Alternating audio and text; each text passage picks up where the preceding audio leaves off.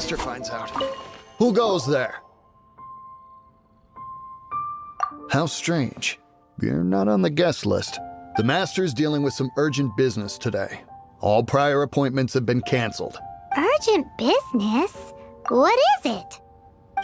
The Master's been working on a major business deal recently. He left early this morning to meet with a VIP client. So, where is he now? I'm sorry. The Master is stressed that we must not disclose that information to just anyone.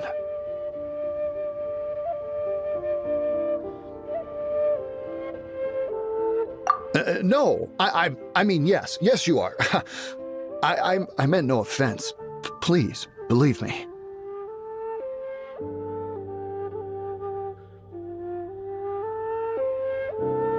I'm sorry. Master's currently in business negotiations at Liyue Kiosk. I beg for your mercy, please. My master will show me no leniency if he finds out.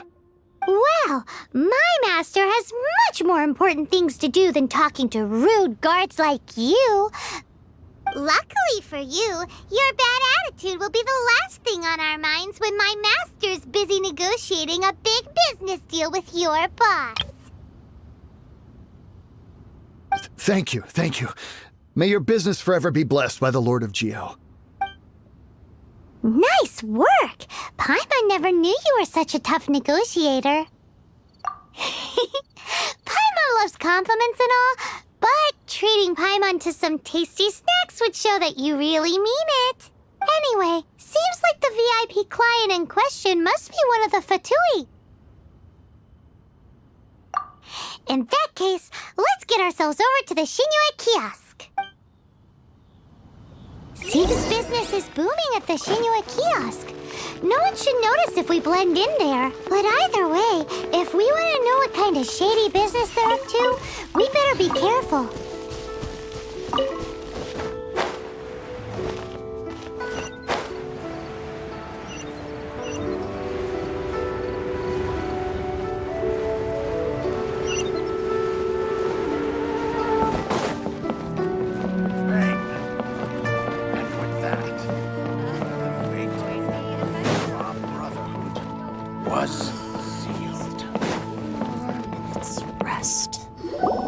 I understand.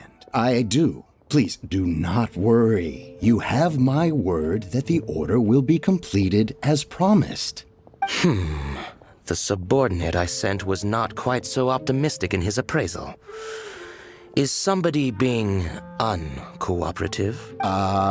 We just ran into a minor procurement problem, is all. We haven't managed to purchase the core lapis yet. But it's nothing for you to worry about. If Chang the Ninth won't sell, I can buy from someone else. That would be most ideal. I remind you again that the Fatui care only about the result. We are willing to lend a certain degree of support to this transaction. But if it is not completed in time, you may suddenly find our goodwill comes at a price you cannot afford. I understand. I am indebted to you for your protection. You know I would not dream of disappointing you, don't you? We shall see when the time comes. Darn that old man Chang. So, Mr. Gentry Moutsai is colluding with the Fatui. Who knows if Guwa Geek has made any progress? Should we go tell him? Finally, a seat with a view.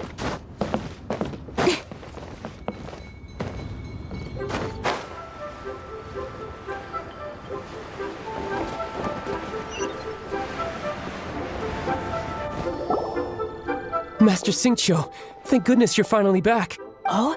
Why do I detect an urgency in your voice? The guild has had a whole string of strange orders in recently. Everyone's been completely caught off guard. Your father gave me specific instructions to ask you to stay and help out if I happen to see you. I see. Have someone sort the orders by type for now. I'll deal with them myself shortly. Oh, how wonderful. Thank you, Master. With you on the job, I can breathe a sigh of relief. Hey, Xingqiu! Glad you're here. We want to for some information. Traveler, Paimon, please wait a moment. Shu, I need to entertain some guests. Please continue with your work for the time being, and we'll discuss the matter of the guild's orders in more detail later on.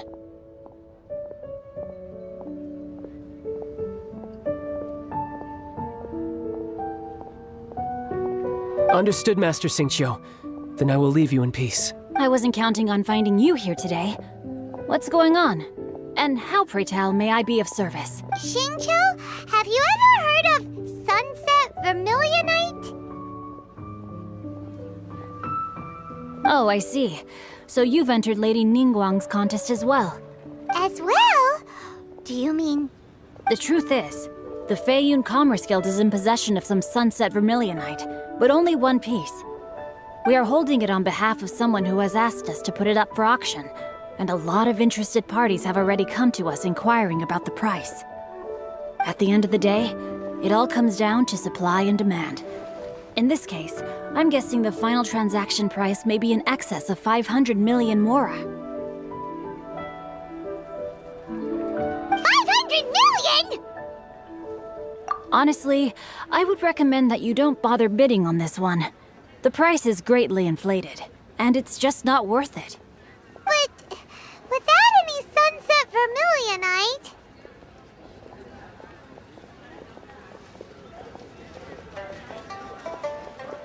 Don't panic. I don't suppose you ever heard of Sea Gazer? Who? Sea Gazer was once very close to Mountain Shaper, but if I am not mistaken, he has already passed away. Yes, precisely. I didn't know anyone else knew about him. According to records of drifting clouds, Sea Gazer once built an abode to store his rarest and most exquisite treasures, among which was some Sunset Vermilionite. After Sea Gazer passed, the abode was abandoned, and its location was lost to time. Luckily, I came into possession of a stack of folk history books just recently. They make some oblique references to this lost abode, and after cross-referencing them against each other, I'm now fairly certain that it is situated in the Liyue area. That's great! But is it really okay for us to just go and take his treasure? Wouldn't it be a little, disrespectful with him being an Adeptus? You needn't worry. As far as I understand, Sea Gazer was very open-minded. Even while he was alive, he wouldn't have let something like this bother him. Open-minded? I have not heard of Sea Gazer being described in this way before. May I ask where you read that? Just a rumor I heard out in the mountains. All right then, let's go. There's something about this young lady that reminds me of a good friend of mine. Oh, I almost forgot. Adepti abodes tend to have very ingenious designs, especially when it comes to their defense mechanisms. Plus, it's likely to be crawling with monsters after being abandoned for so long. So please, be very careful. Okay, we will be. Thanks, Xingqiu.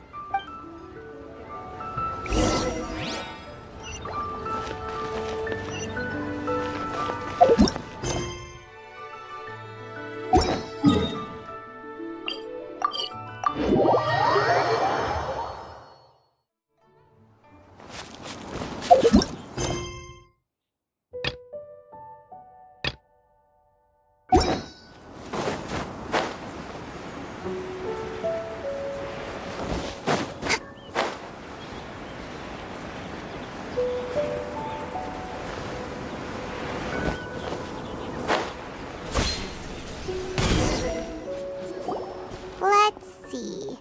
Xingqiu said it should be around here, but Paimon doesn't see anything.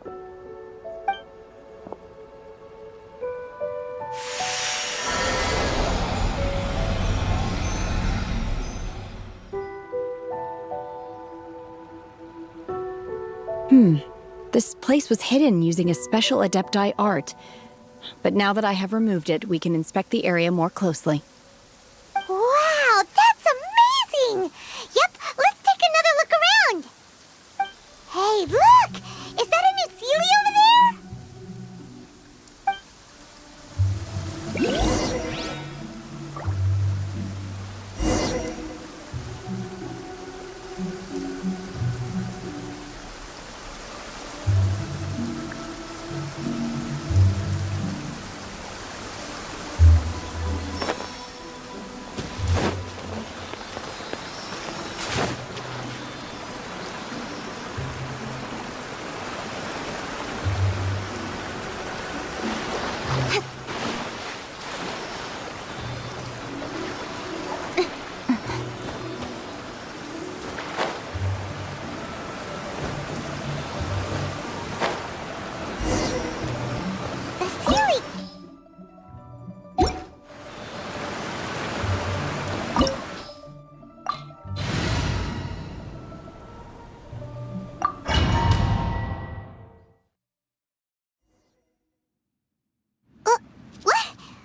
weren't we at a waterfall just now?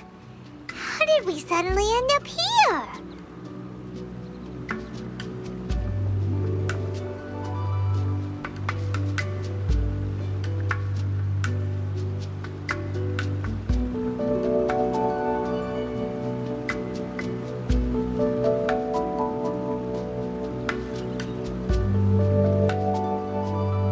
Oh, so many clouds.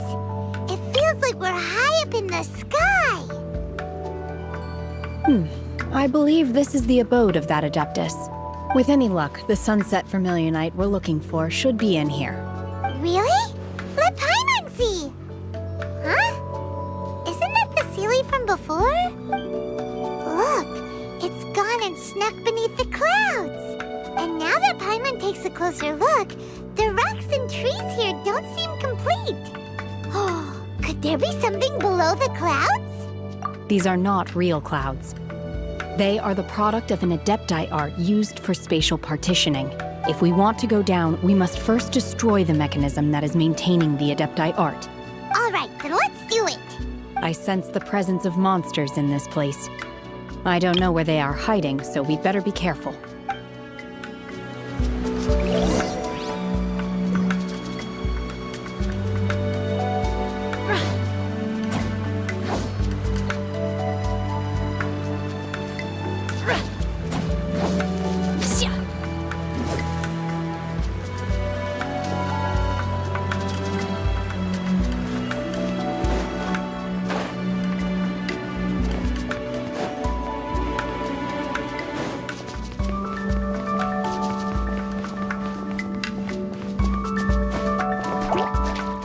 Unleash! Manifest!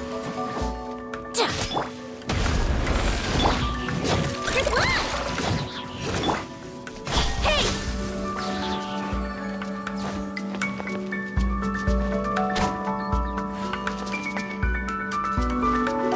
Speed of light!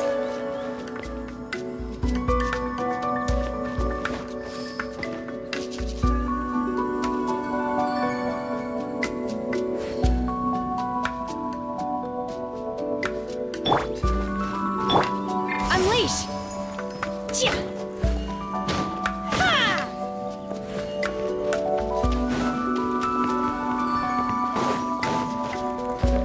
Hip! Chia!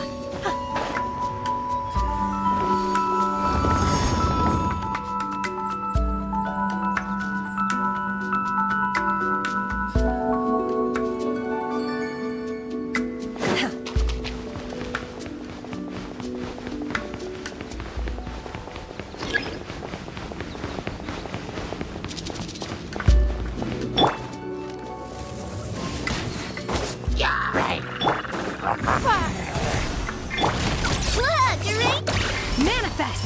Unleash!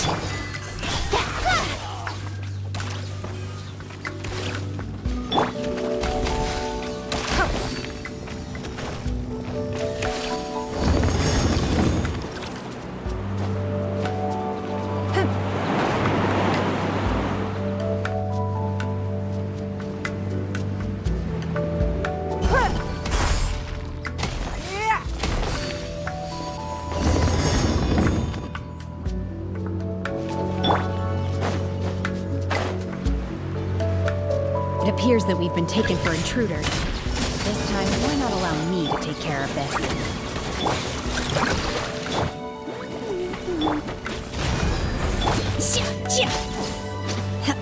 Unleash! Do your master's bidding!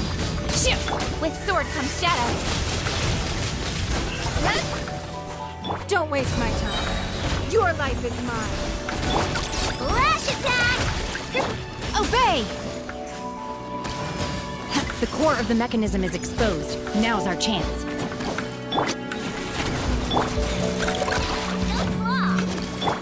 Don't blink!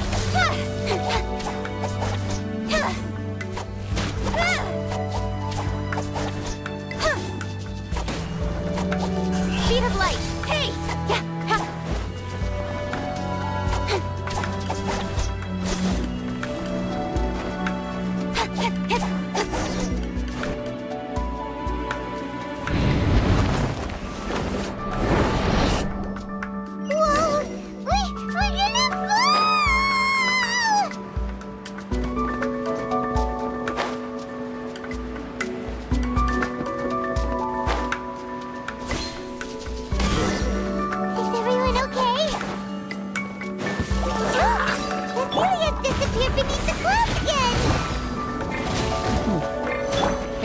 we need to go further down.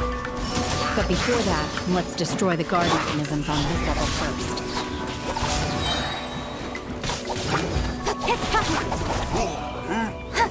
Cut to the chase. Incoming.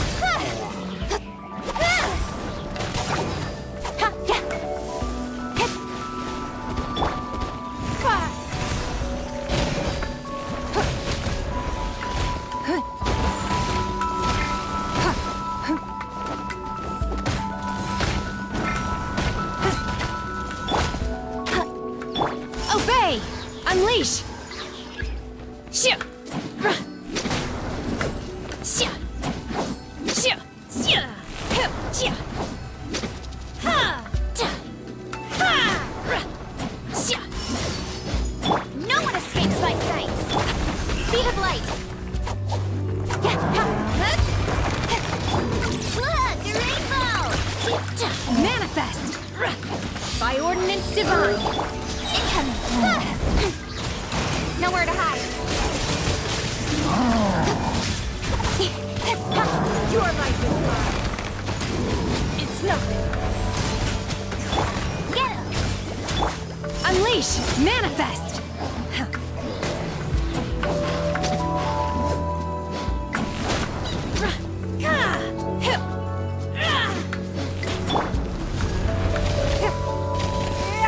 Don't blink.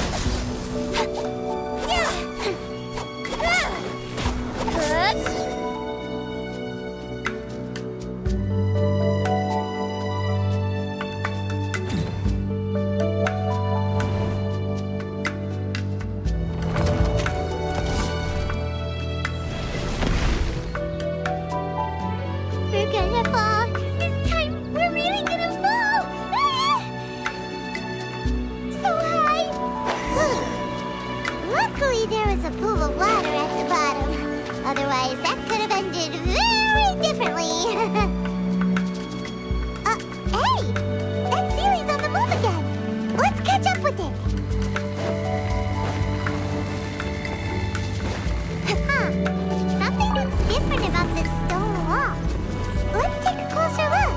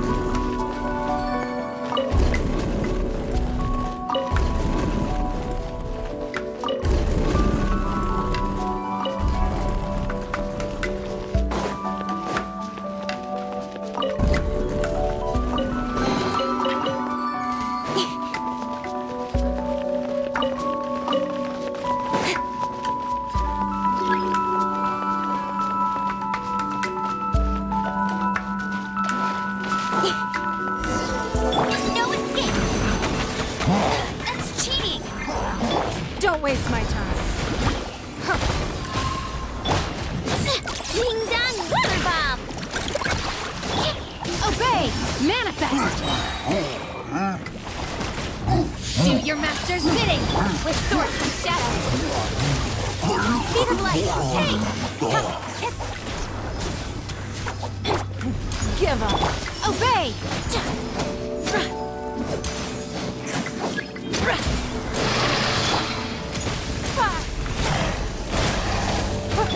Don't blink! Don't claw! Manifest! Shit! Don't waste my time. Incoming! Stronger than I thought. No one escapes my sight! Cut to the chase! Don't blink! Hey! Obey! Manifest! Shia! Shia! Shia! Shia! It's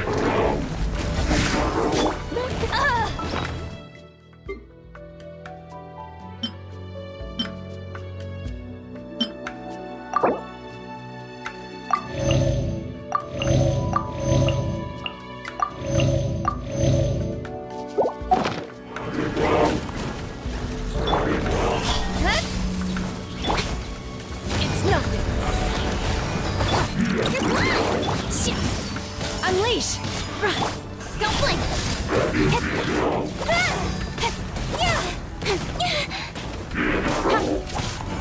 Change of plan. Don't waste my time. Your life is mine. You want this? By ordinance divine. Obey! With sword comes shadow.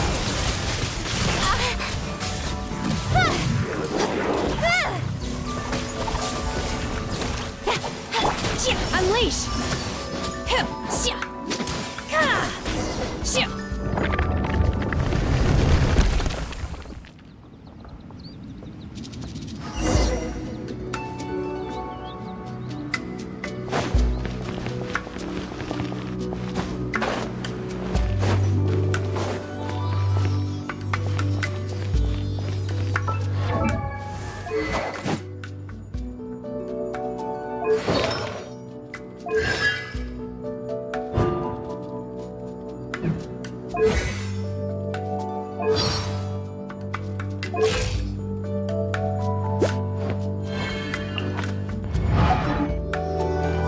Look, over there! Could that be the sunset vermilionite?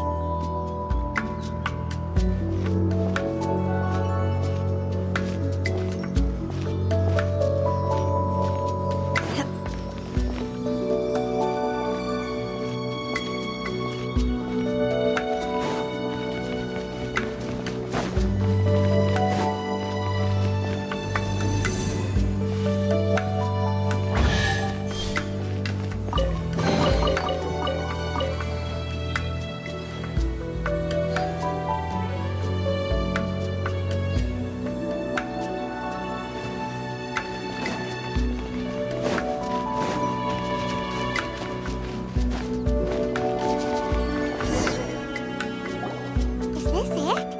Is this the sunset vermilionite? It's so huge! That's true, but then again, why isn't it floating? Plaustrite doesn't float until it's activated. It may look only after being activated does Plaustrite reveal its true nature, breaking free from the shackles of the mortal realm and ascending up into the heavens. Plaustrite doesn't float until it's activated. It may look different from most ordinary stones, but it weighs around the same amount. Wow, Shenhe, you seem to know everything about this. Only because my master is fond of chatting about these things. The moment she has some time to spare, she'll come straight for me and start telling story after story. I don't care for her stories most of the time.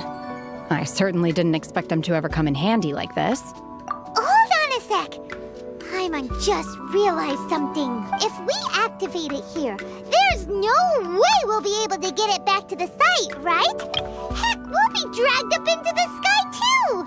But if we don't activate it, how else are we gonna lift it? This rock must weigh well over 1,000 pounds, surely. Don't worry. I can handle the weight quite easily. Are you sure? Be careful. Please don't worry. I'm well aware that a Plaustrite sample this large must be highly valuable. I will be gentle with it and make sure it does not get damaged. My safety. That's right! Paimon's sure you can handle it and everything, but if something this heavy lands on you, you're gonna get yourself hurt, no matter who you are.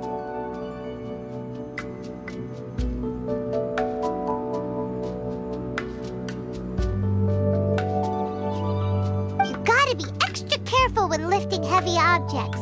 It's just common sense. Is it now? Well then, thank you. I'll go on ahead with the plostrite. Let's meet at the building site later. How is Shenhe able to carry that huge rock all by herself? Adeptus super strength much? We can't slow down yet. Let's go meet her at the building site.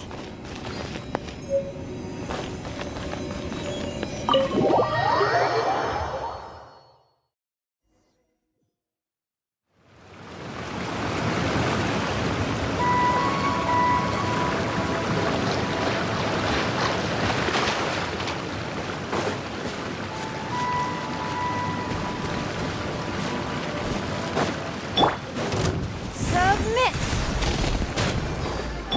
Good luck! Don't blink!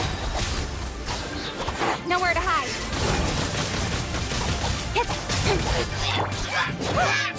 Let it rain. Give up. Get on it. It comes in. Hey!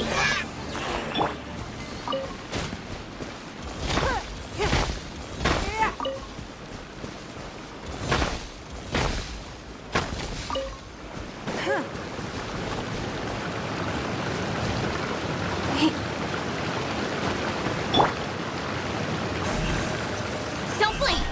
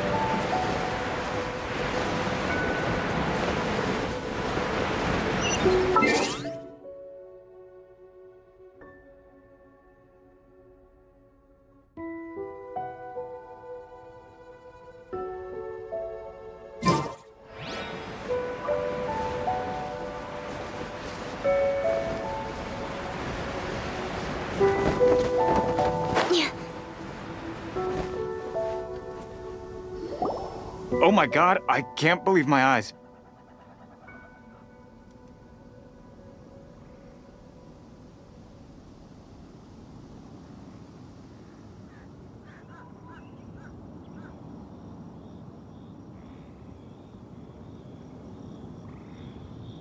How can she lift that massive rock all by herself?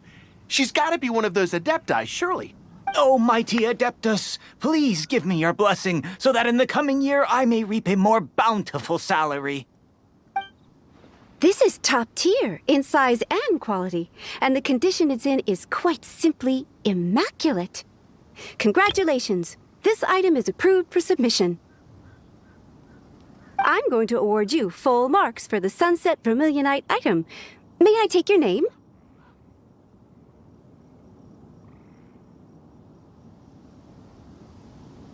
My name isn't important. I'm not even here to compete. I was just delivering this for some other people. They should be here any minute now.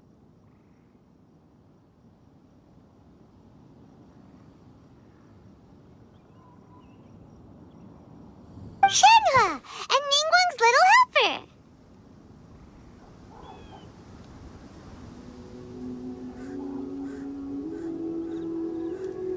Ah, so you're the ones behind this. No wonder. The rarest talent turns in the rarest plostrite specimen. But I have to correct you on one point. It's not helper, it's secretary.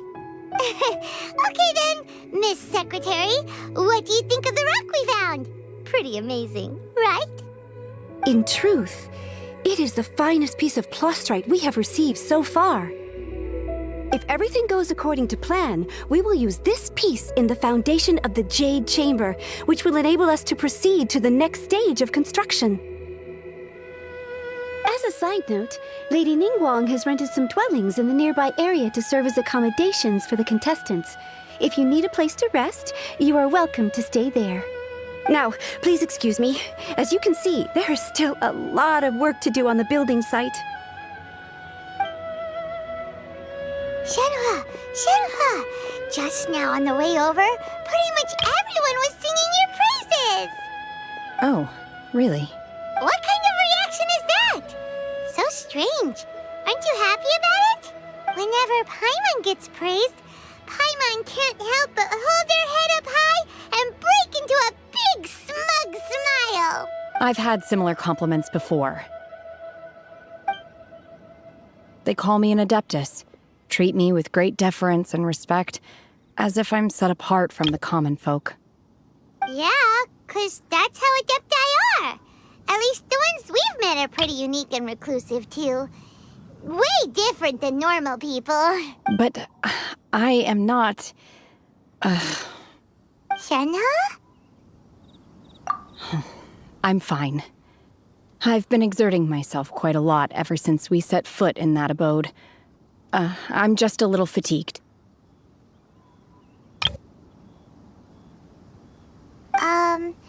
Well, Byron said that there are some makeshift hotels we can use, right? Let's go check in and take a rest.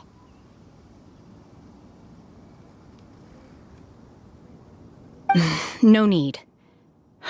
I simply need to find myself a secluded place in the wilderness to sit and meditate in silence. You can't do that. It's dangerous out in the wild on your own. When you're hungry, you go eat something tasty. And when you're tired, you go lie down in a nice, comfy bed. All right? Seriously, don't punish yourself like this. Okay. If you insist. Great! Now we're talking. Let's head to our hotel.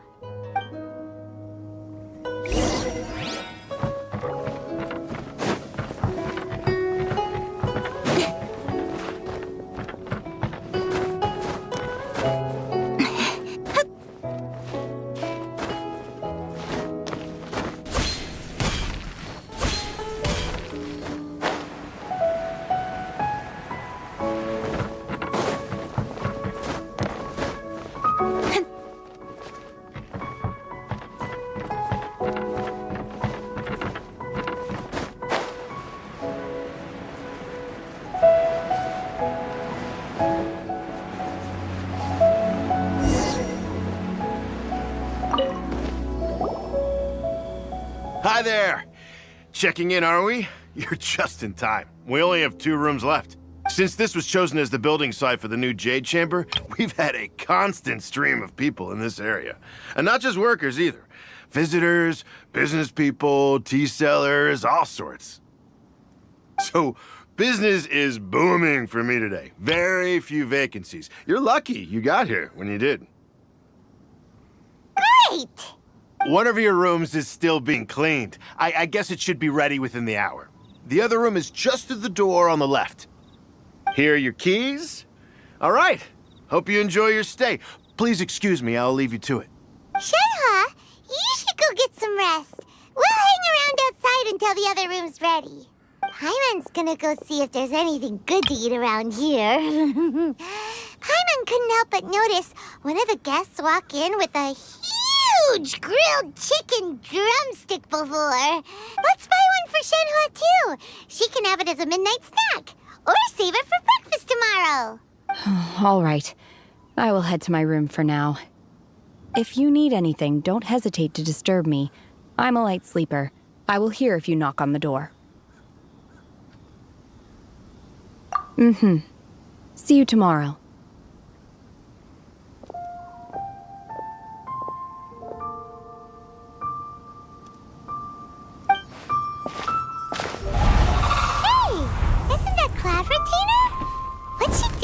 here.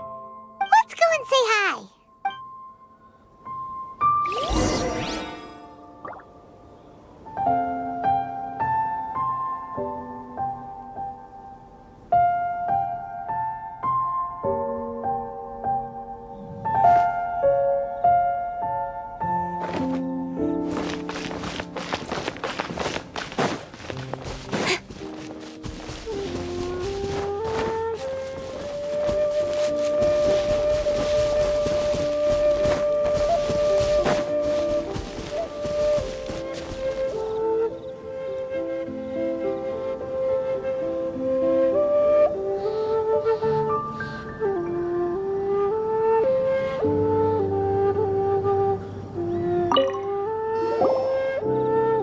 One trusts you have met Shen-He.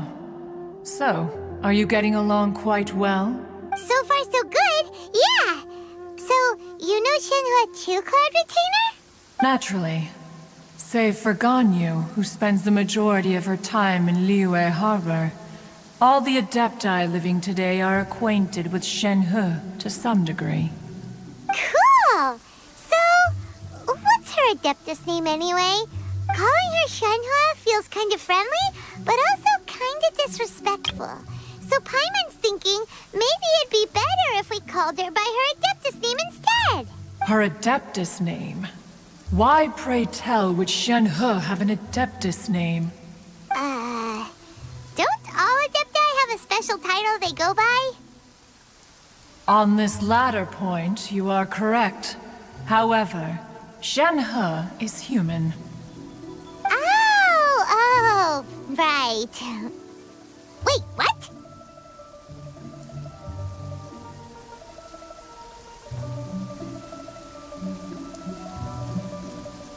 What? You knew already?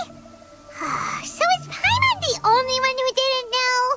Do you mean to say that she presents differently from ordinary human beings?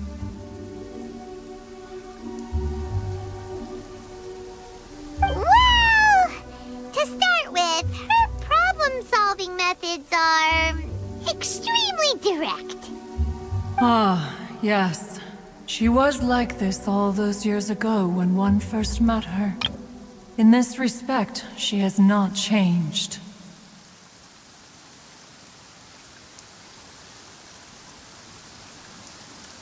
One first found Shen-He by chance in a cave. One was passing by and sensed the presence of a god's remains. Being of an ever-vigilant disposition, one entered immediately to inspect the scene. Inside was Shen-He, then aged around 6 years old. In her hand, she held a dagger with which she was confronting a monster that was the god's remains incarnate. That sounds so dangerous. When one arrived, she had already been locked in confrontation with this monster for several days. Most mortal children are fragile, both physically and mentally, and are highly reliant on their parents for survival. But not so her. That she was able to endure such terrible danger was due not only to her strong willpower, but also to the bloodlust and homicidal instinct with which she was born. One dealt with the monster, yet she still refused to lower her guard. She even pointed her dagger in one's direction and remained ready to strike. Only after she was satisfied that one had no intention to cause her harm did she finally relent. She then passed out without uttering a single word. In other words, if you hadn't passed by that day, Shenhua might have... Not necessarily. Upon one's arrival, one could sense that the god's wrath was gradually receding. Even had the stalemate continued, one suspects that Shen-He may have still emerged the victor of the confrontation. That's still so dangerous, though! Why was a tiny little kid battling against the wrath of a god in the first place? Alas, the mortal world is rife with suffering of every kind. And she had experienced her fair share of this, even at a tender age. Seeing that she was homeless, one decided to adopt her. Indeed, it is one to whom she refers. Shen-He has an extraordinary constitution, making her well adapted to practicing the Adepti arts. All the Adepti cherished her talents, and so we were willing to train her.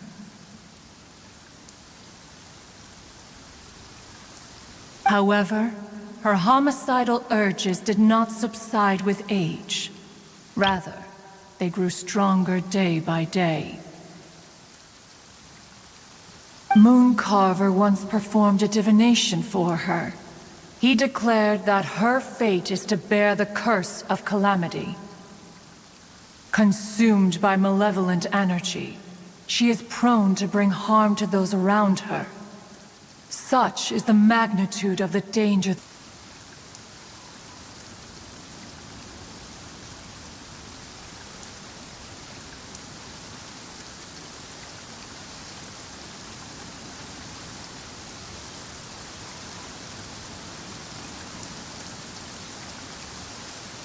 The red ropes have indeed served to keep her calmer and more content. They also seem to have rendered her somewhat inexpressive. Perhaps the red ropes are so powerful that they have suppressed some of her other emotions as well.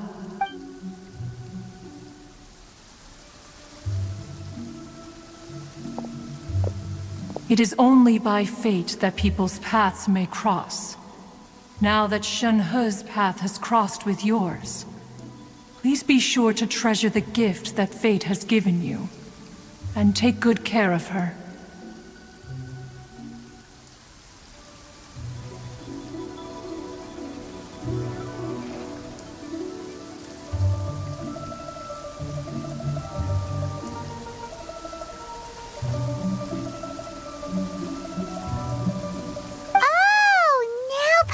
Gets it. You came out here to check up on Shen-He because you were worried about her, didn't you? Huh. You dare draw such a facile conclusion on the nature of one's present excursion? Incorrect. The truth is that while Liyue Harbor may seem peaceful today, danger is always lurking in the shadows. Ningguang once made a bold assertion that this is to be the era of the contract between Liyue and the humans. Well, one is most curious to observe how she will respond to the coming storm.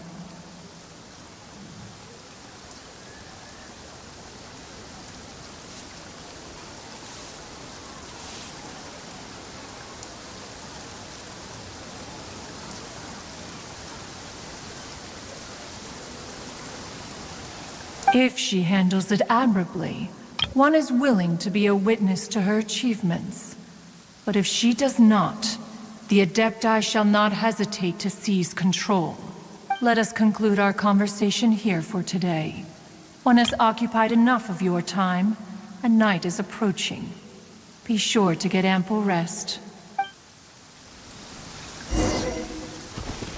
There seem to have been a growing number of tales told regarding Shen-He in recent years. Perhaps she was seen on the previous occasion when she secretly ventured out from the mountains.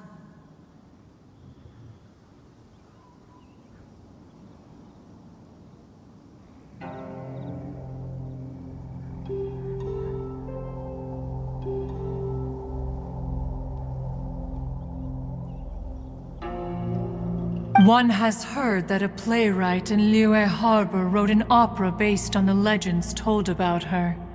It is called The Divine Damsel of Devastation.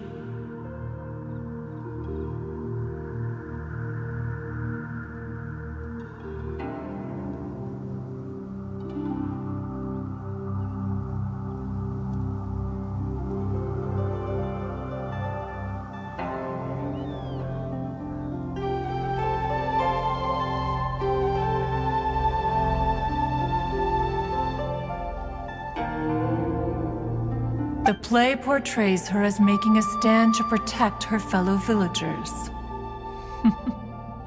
One can only surmise that every story needs a hero.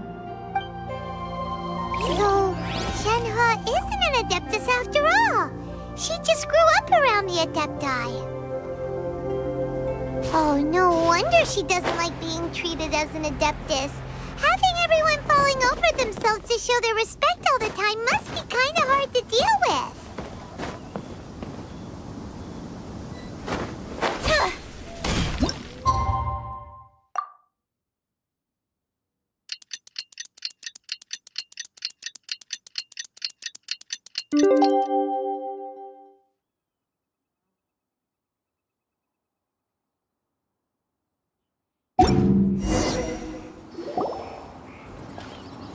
Hey! So, Shenhua... Master has relayed my situation to you, I take it. Oh? How did you know?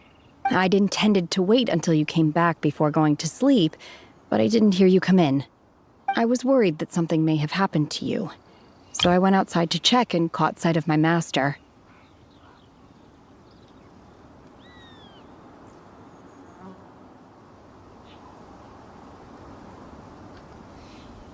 On top of this, you have been acting very strangely around me this morning, causing me to suspect that my master must have told you everything about me.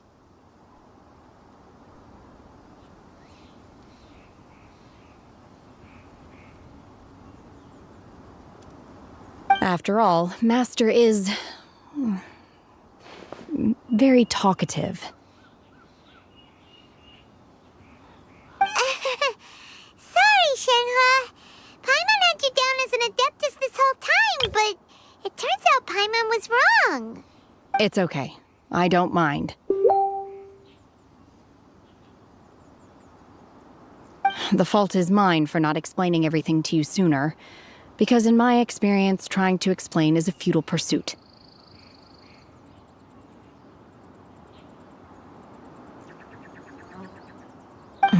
Still, though you mistook me for an Adeptus, you never treated me as distant and unapproachable. Instead, you treated me as you would a friend.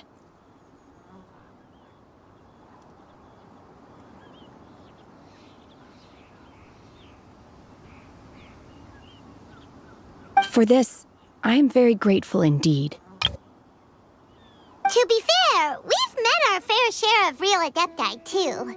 Anyway, now it's settled. From now on, you're our friend. Whether you're an Adeptus or a human isn't the important thing. First and foremost, we're just plain old friends. Got it. Although I don't know quite what it entails in terms of what I have to do, I must say I like the title Friend very much indeed.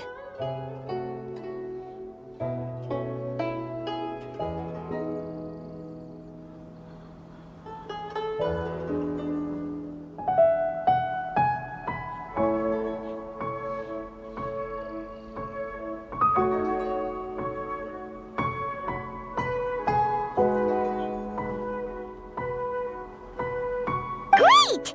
Well, now that we're all rested up, we should start searching for the other 2 items on the list.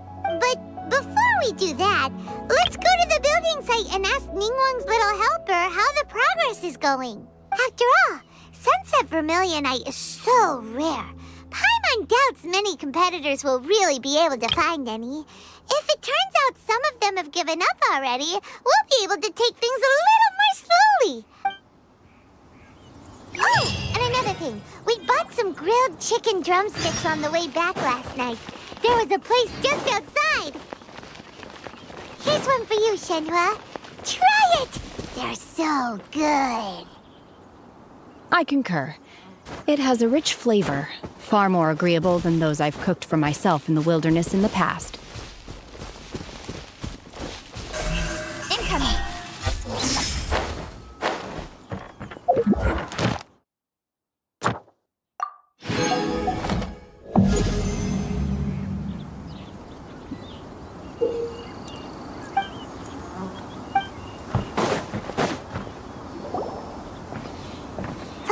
Look! The Jade Chamber is floating into the sky!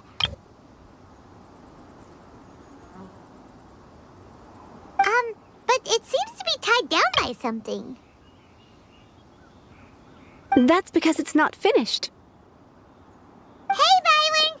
And hey! People Paimon doesn't know? Given the enormous scale of the Jade Chamber, we split the construction work into 2 phases to make sure the structure remains balanced.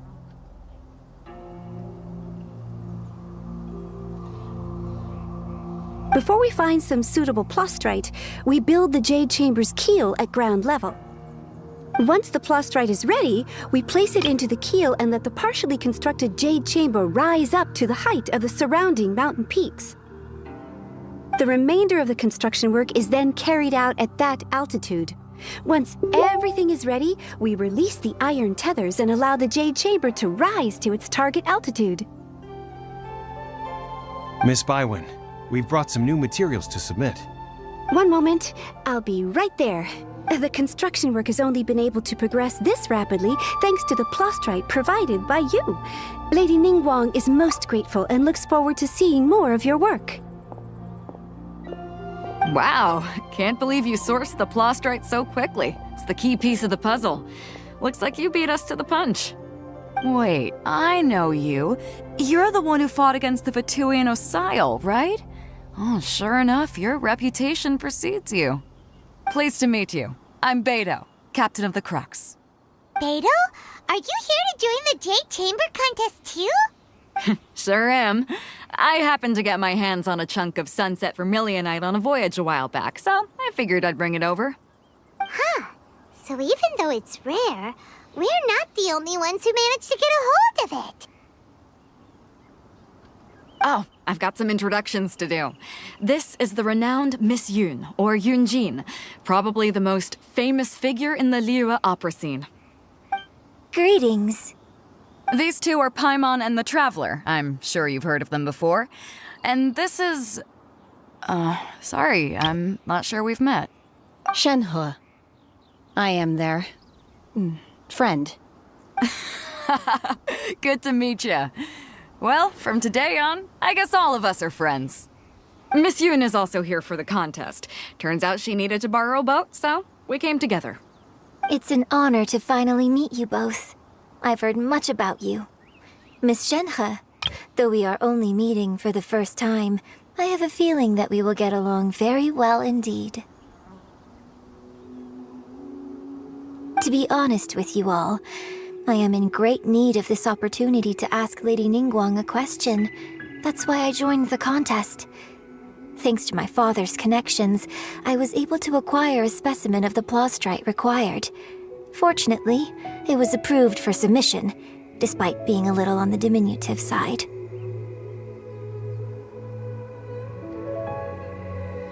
Wow! So it looks like the 3 of us are competitors now. Excuse me for prying, Miss Shenhe, but are you competing as well? No, I don't have any questions for Ningguang. I just wanted to help her win. In that case, I have a proposal to make. Lady Ningguang said that the first 3 contestants to procure all 3 materials will be awarded the chance to ask a question. Well, there are 3 teams here. We can split the prize between us. Instead of competing against each other, we could work together to secure the top 3 places between us. What do you think? Sounds great, but how does that change things exactly? I think I see where you're going with this, Miss Yun. The plastrite was the most difficult item to source by a long shot. Luckily, all 3 of us managed to get our hands on it. The 2 remaining items aren't quite so rare, so as long as one of us finds a way to source it, the other 2 can hop on the bandwagon. How'd I do? Is that what you had in mind? Precisely. Huh. Interesting approach. Okay then. All right, I'll go first. I have some leads on these wonder cores. From what I've heard, the core itself is really not that difficult to make. The hard part is getting hold of the ore used as raw materials. I'm gonna head back to the ship and ask Suling if he's heard of them. You guys... We will head into town and seek advice from Master Zhang of Hanfeng's Ironmongers. Thoughts?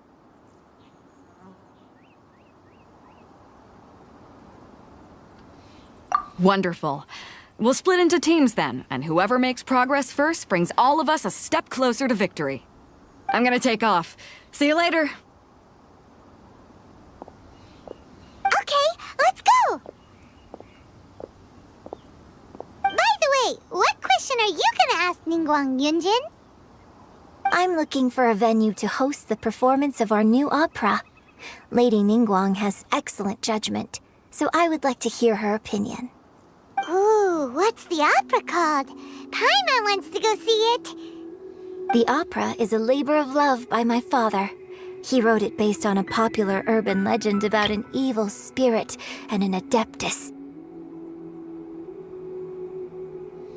It's called The Divine Damsel of Devastation.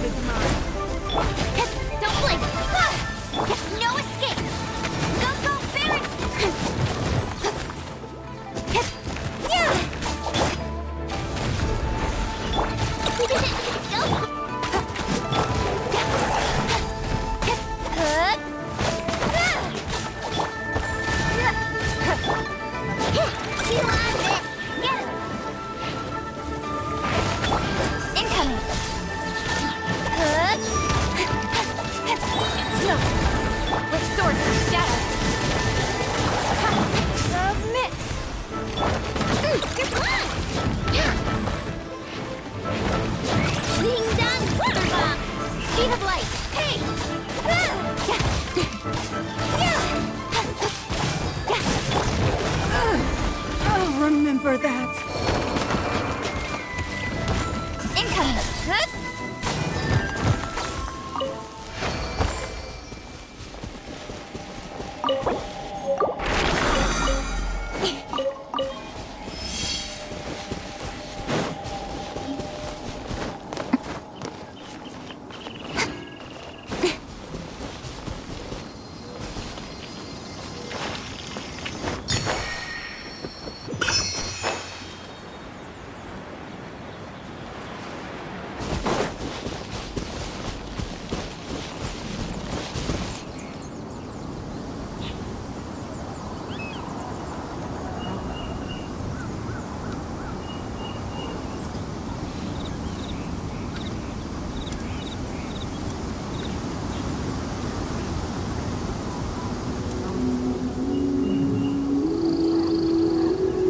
venturing, as in business, you always have to seize the opportunity while it's there.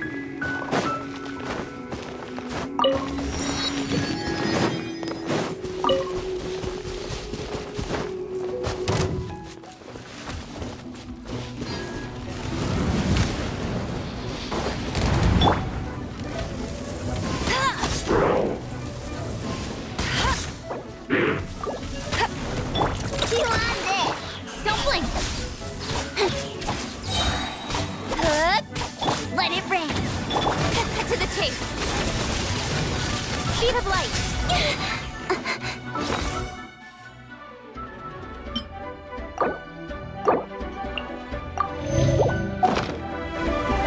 Don't waste my time.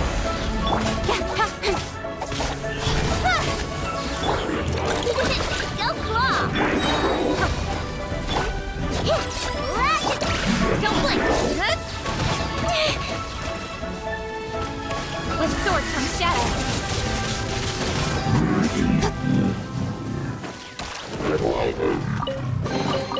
Not bad, as far as treasure is concerned.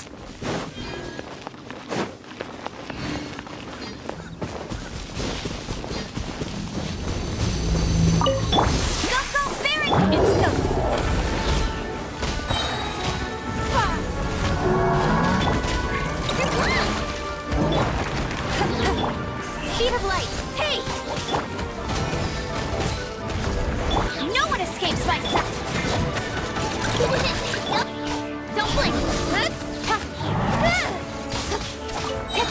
Cut to the chase. Get it.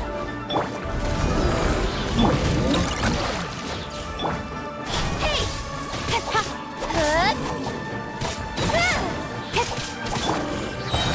Your life is mine. Look, a rainbow!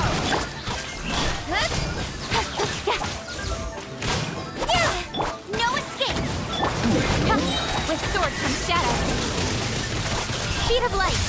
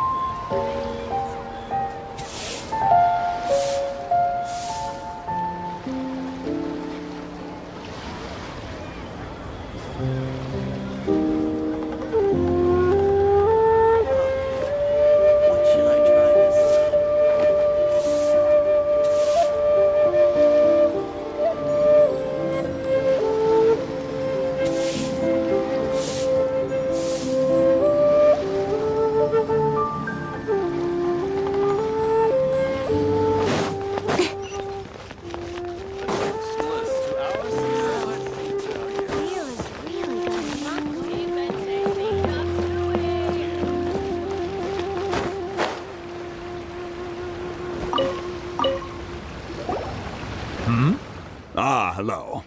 Are you here for something off the shelf, or do you need something forged? Excuse me, Master Zhang. We were wondering if you'd heard of something called a Wonder Core. Of course I have. Sorry, who's asking? My name is Yunjin. Perhaps you don't know me, but I believe that you forged some weaponry for my father in the past, for stage use. Yunjin? Stage use? Oh, so you must be Miss Yoon. Sorry, my brain's finally caught up. It's not used to doing much beyond bashing a hammer all day. Everyone's heard of you, Miss Yoon, even folks who don't make it to the opera all that often. Like myself. So, you're here to ask about Wonder Cores, huh? As it happens, I do know how to make them. Matter of fact, I made some for Lady Ningguang back when she was building the original Jade Chamber. The types of ore needed to make wonder cores are a little hard to come by. Lady Ningguang supplied them herself last time. I don't suppose you've brought any yourselves? No, we were gonna ask you what kinds of ore we need. Sure. Well, you'll need two kinds. Star Splinter Iron and Subrosium. If I remember correctly, Lady Ningguang sourced her Star Splinter Iron from the Mount Tianheng area. They say it resonates with visions.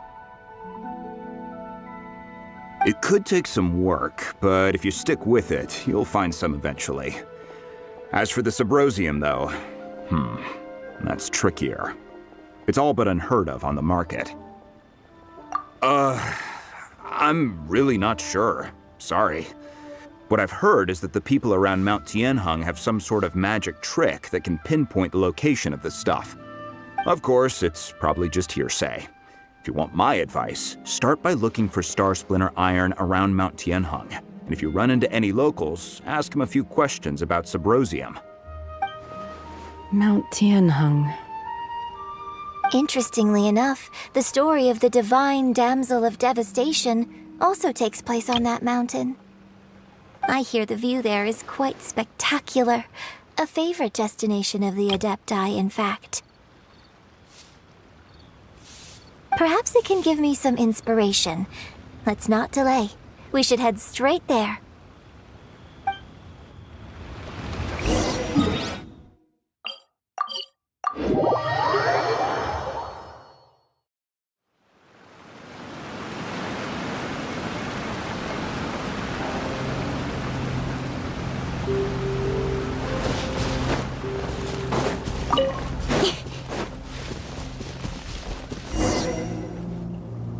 I came to Mount Tianheng once with my father as a child. I remember it being such a long climb that I could barely feel my legs by the time we reached the top.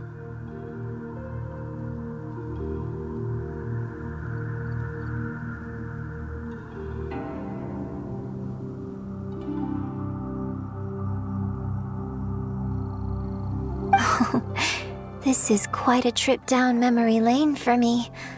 Look at these majestic, towering peaks, and the gently flowing streams.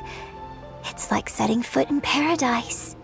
No wonder the legend of the divine damsel of devastation is said to have taken place here. Adepti wander oft where mortals seldom stride. Indeed, this looks like a place that one might expect to be frequented by Adepti. The Divine Damsel of Devastation is your upcoming opera, right? And the story takes place in Mount Tianheng. Huh. Seems like you have a real connection with this place. What's the story about, though? It's the story of a girl becoming a hero. Cool! A hero story? They're Paimon's favorite! The legend first arose in this area.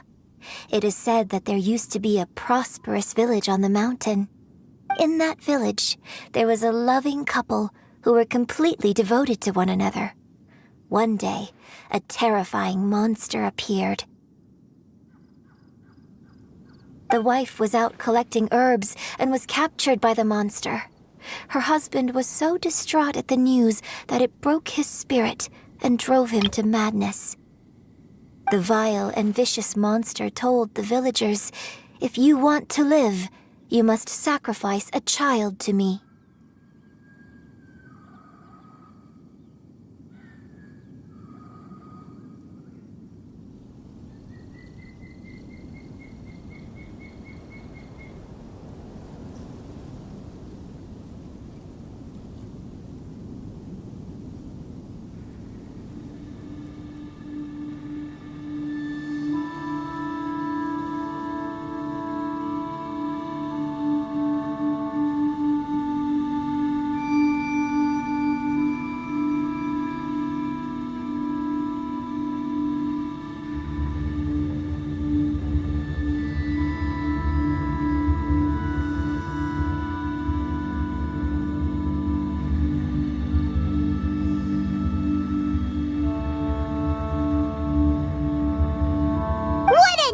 nasty piece of work.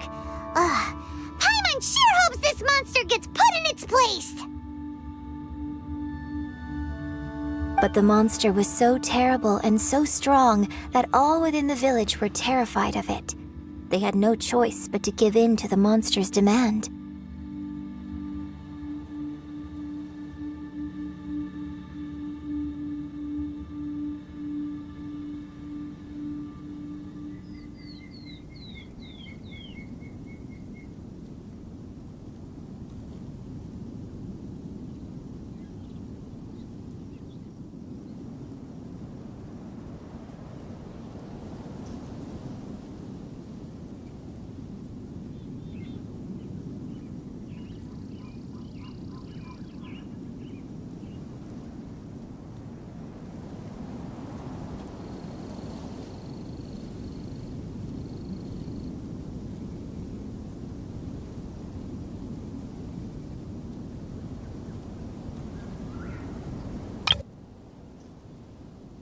Just while they were discussing whose child would be given over to the monster, a little girl suddenly stood up and came forward. No! Don't do it, little girl! Unbeknownst to anybody else, she was concealing an exorcist's blade. She approached the monster's lair, feigning fear and trepidation. When she finally arrived, she courageously drew her sword and entered into a fierce struggle with the monster, from which she eventually emerged as the victor. Her extraordinary abilities drew the attention of the Adepti, and they took her as one of their own. Her story became the stuff of legends. But alas, the paths of mortals and Adepti seldom cross, and she would never again re-enter the mortal world. And so, destined to grace the mortal realm for but a brief moment, she vanished like a wisp of smoke into thin air. That's how the opera ends. I really like this story. But I personally think that perhaps the little girl was not as brave as the opera makes her out to be. I'm not sure she deserves all the praise she is given. I've never considered that before. Opera is always an interpretation of the events it purports to portray. A certain degree of deviation from the truth is always inevitable. When my father wrote the script for this play, I suppose his intention was to inspire his audience with the character of the divine damsel. I think it's a great story. The ideal story.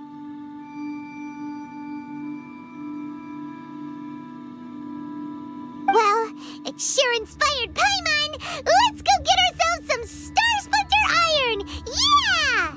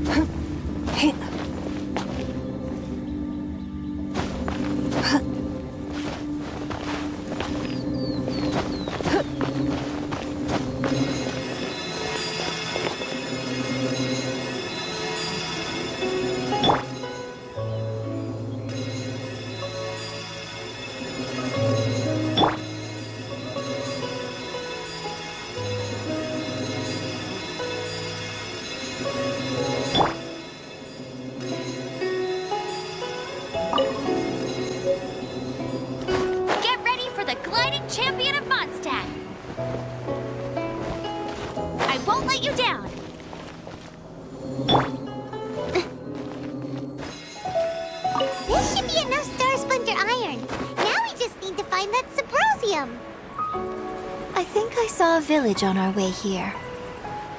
Master Zhang said we should ask the locals for help. Why don't we try there?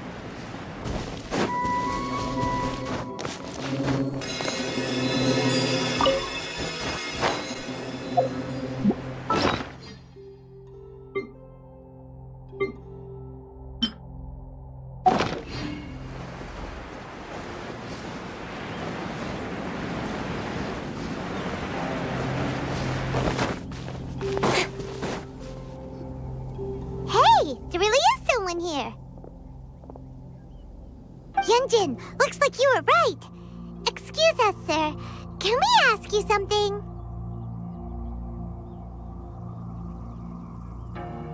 Huh.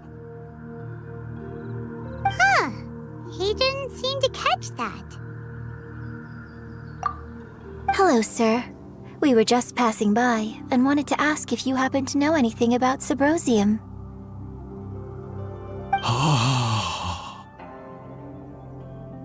Is he trying to tell us to look for clues in the village?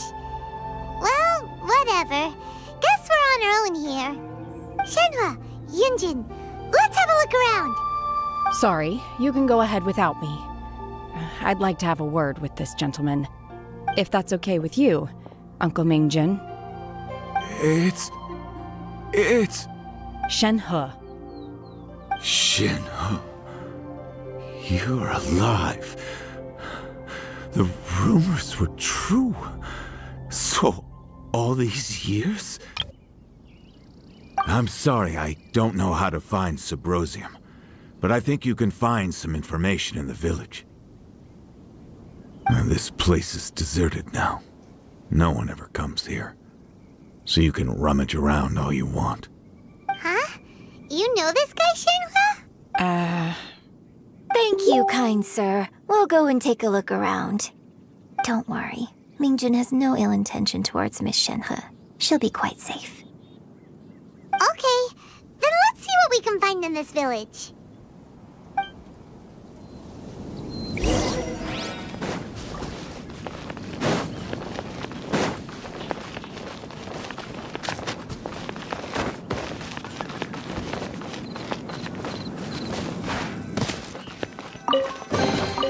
You give, you receive. Huh.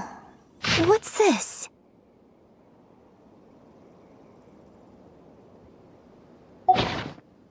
So, Shenhe is the divine damsel?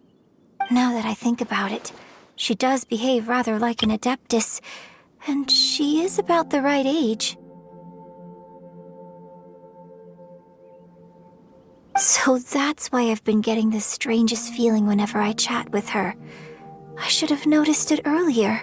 According to this text, the divine damsel from the opera was actually the daughter of the loving couple. And she didn't volunteer. She was sacrificed to the monster by her own father. Oh, the truth is even more lamentable than the opera. Now I understand why Shenhe said the girl was not as brave as people think. It wasn't her choice to enter that ghastly situation. She was forced into it. Oh, it looks like my father may need to make a few revisions to his beloved opera.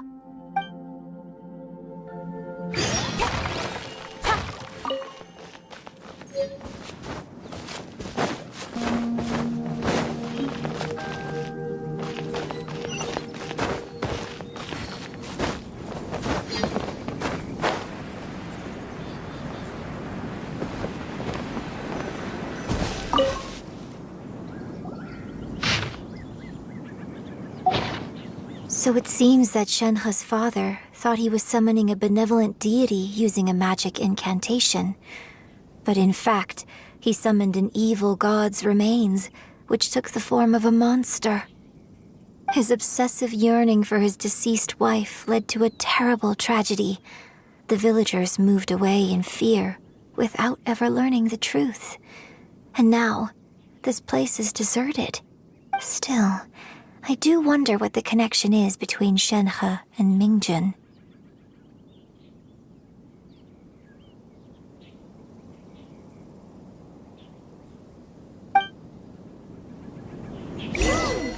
We've looked everywhere, but still no mention of Subrosium. Let's have a look over there.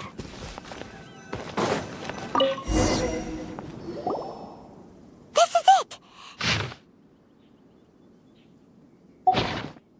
So basically, we need to go to the middle of the lake south of Mount Tianheng at dusk, and we'll find us some Subrosium. Let's go back and tell Shenhua the news!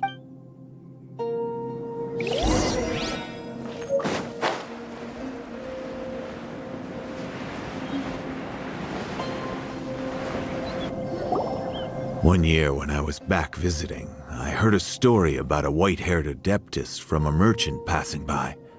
I never imagined it was you. I was a very close friend of your father's. I could have stopped him from performing the summoning ritual.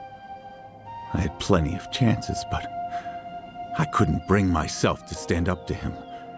I just let things happen, let it all escalate. I bring flowers back here every year. And each time I wish I had a chance to apologize to you.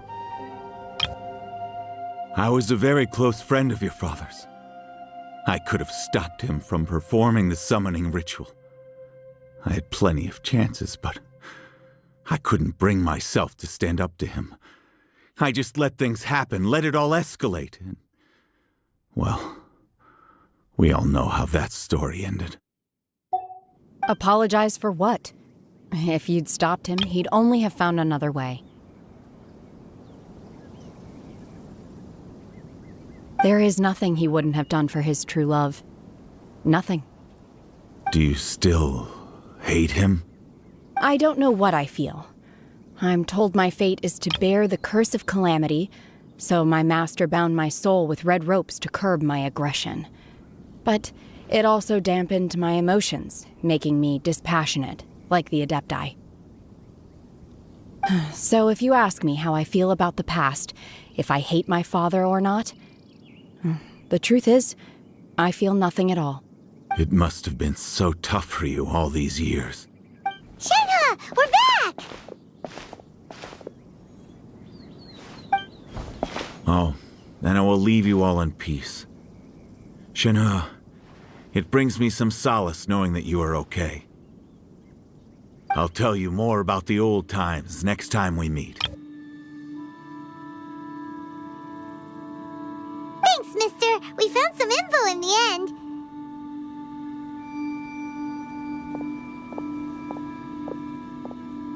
Shenhe, look! This tells us how to find Subrosium. All we gotta do is go to the middle of that lake. Let's go then. Miss Shenhe, there's something I'd like to talk to you about. Just now, in the village, we found your father's diary.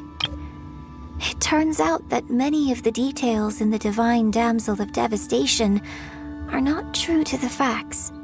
So I'd like to change them.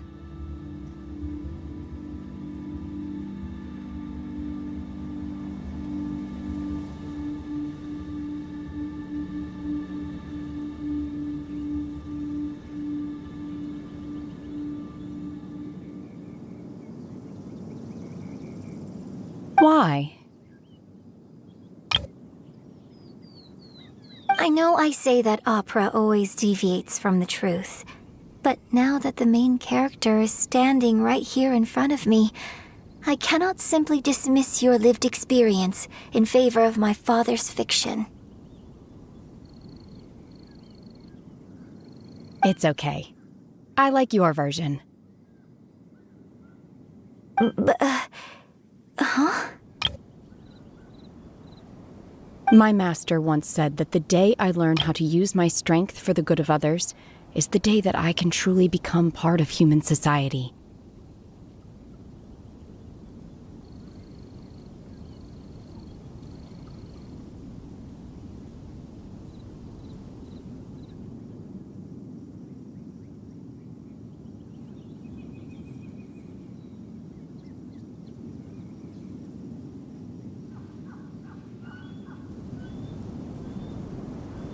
So, I hope that one day I might be brave enough to stand up and protect others, just like the girl in the opera. But I've never thought this way before, and I wonder whether I will continue to think in this way. Don't worry. I believe you will. In fact, I think maybe you've already started to become the person you aspire to be. You just haven't had the opportunity to see it for yourself yet. Shenhe! Yunjin! Cut the chit-chat! Let's go! We can't let someone else beat us to it!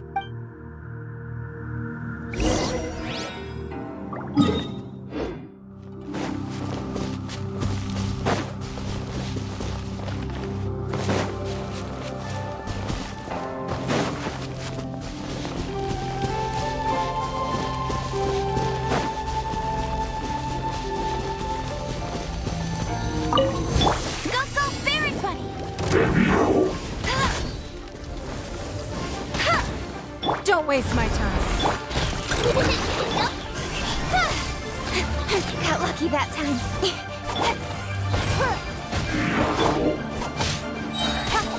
Don't blink!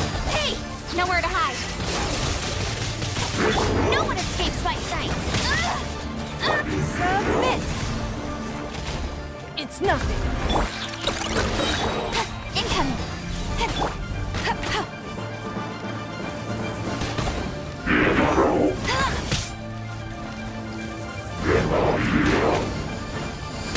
Not so hard. Must keep training. Wings on! Kerplunk! Whoops! Don't blink.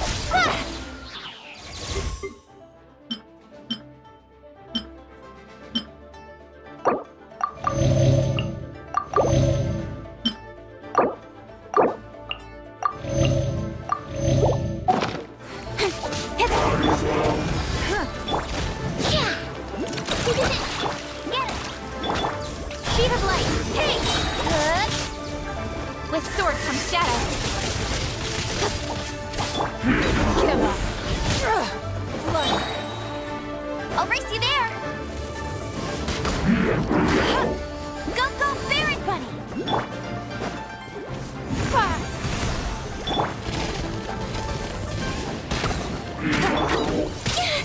Got lucky that time. Don't blink.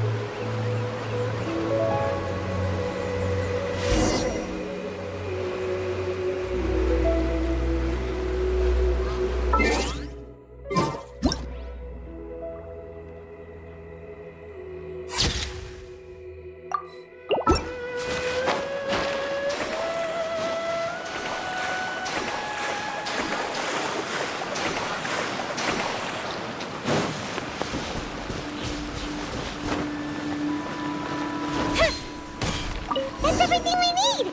Let's head back and report in!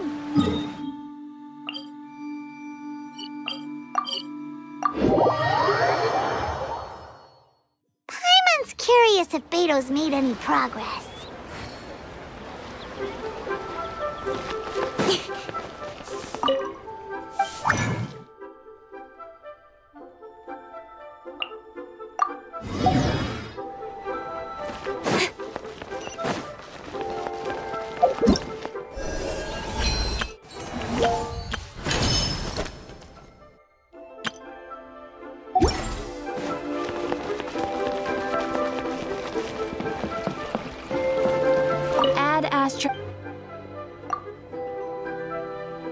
Traveler, you have come at just the right time. I have something for you. You're certainly very familiar with the kind of work we do, but I'm afraid this has nothing to do with any of the above commissions. Please take this brand new Adventurers Guild notebook. The Adventurer Handbook is for recording details of your completed commissions and intel on all sorts of monsters, whereas this notebook is for recording the marvelous people and wonderful events you encounter on your travels. I hope it will be of help to you. Anyway, that's all for now. My commission is complete. Safe travels, traveler. Ad Astra Abyssosque. Ad Astra... Thank you for Ad Astra...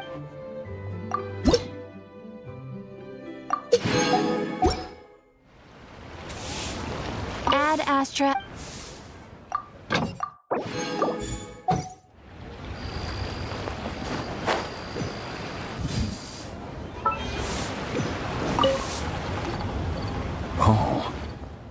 goodness. So, are they okay? This is some top quality ore you found. I think I'll get a good end product out of these. Guess now it's my time to shine. Hey everyone, how's the A-team doing? I ran into a bit of a brick wall on my end. Suling's never seen a Wonder Core before, and says it'd take a lot of research for him to get up to speed. Leave the Wonder Cores to me. I'll work on them while you go about your business. Don't worry. It won't take me too long. Much obliged, Master Zhang. We should look into the Adepti sigils next, but where should we find items relating to the Adepti? I'll sort that out. Oh? You got this then? Yes. I have been training with the Adepti for years. I know a thing or two about making sigils. When we first met, I told you I came for the Jade Chamber, not the contest. In fact, I came specifically to deliver Adepti sigils. Master heard that Ningguang was planning to rebuild the Jade Chamber, so she sent me to deliver some Adepti sigils to her. Master also said she hoped that I can take this opportunity to rejoin human society. But now that I'm here, I wonder if I've been removed from the world for too long. There's so much basic knowledge that I lack. Maybe it won't work for me to stay here after all. But either way, I'm very glad to have met you, and I'll take care of those Adepti sigils. Without knowing the ins and outs of your situation, I can't say whether you should stay or not.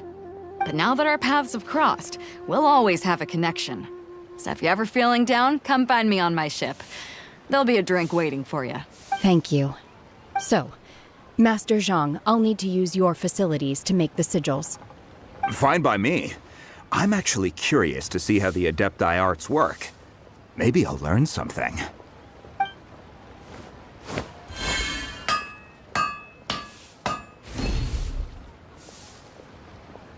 Whew. The sigils are ready. Though they are in some respects inferior to my master's, I can assure you there will be no quality issues. I've finished forging the things you asked for, too. Great! Let's go submit them before someone else gets there ahead of us.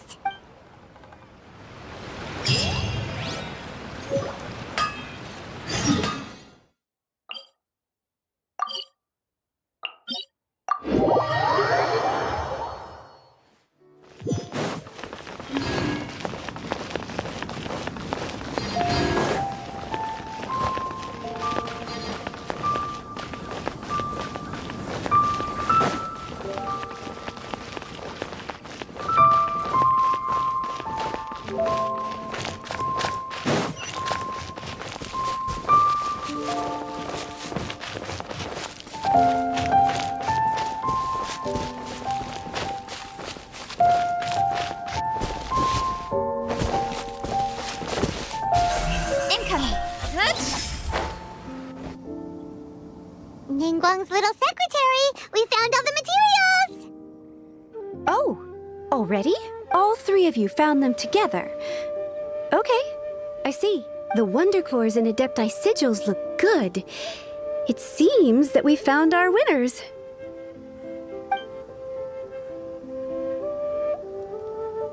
I hereby announce that the winners of this material procurement contest are the Traveler, Yunjin, and Beidou. What? It's over already? I haven't even found the Plustrite yet! I can't believe it. So close, but so far. I'd like to invite our three winners to please proceed to the Jade Chamber, where Lady Ningguang is waiting for you. Huh? Where's Beidou? She was right here! Captain Beidou has some business to attend to. She will join later. Please come with me for now. Alright then, guess we'll head on up to the Jade Chamber first. This has been a long time coming. The last time we went up to the Jade Chamber was ages ago.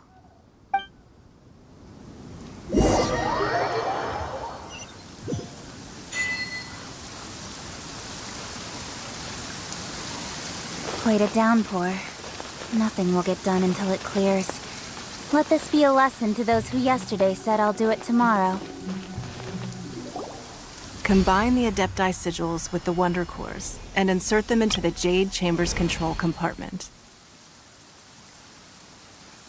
The construction of the new Jade Chamber is now officially complete. Once the tethers are released, it will soar into the sky.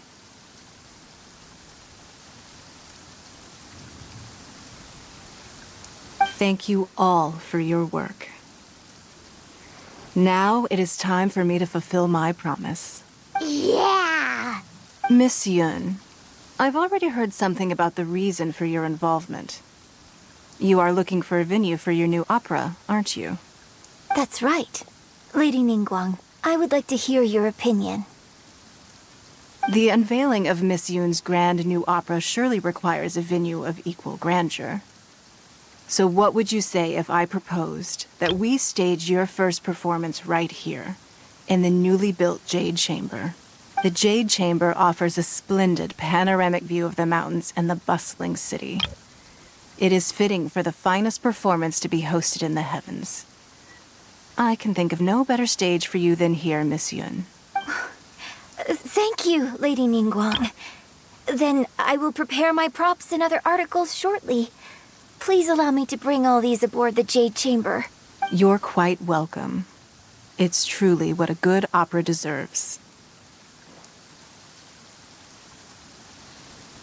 Oh, a traveler, Shenhe, Paimon, I'll be leaving now.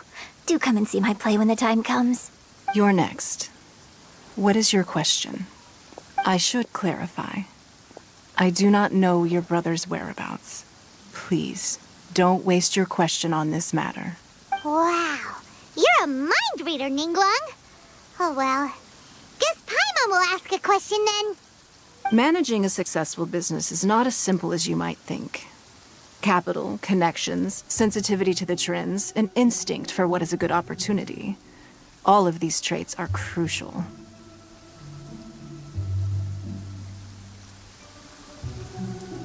If you want to know how to make money, I will honor our agreement and give you an answer. But that is not to say that it will work for you. Wow, Paimon hadn't even asked the question yet. Your question was written all over your face. Now look, you helped me rebuild the Jade Chamber, and I intend to repay you handsomely for it.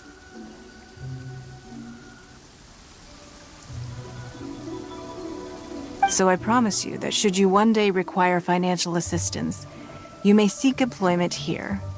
I will pay you at the highest rate of remuneration. Oh, great! So next time we run out of Moro, we just need to come to Ningguang? No more questions from us. Shenhe, you got a question? Me? Yes, this is a group effort. Thank you. But I don't have anything to ask. Are you sure? This is a once-in-a-lifetime opportunity. I'd urge you not to squander it. Yeah, just don't waste it. Hold on a second. Paimon can probably think of another one. Lady Ningguang, do you think I can ever fit in Liyue Harbor? Now that is an interesting question.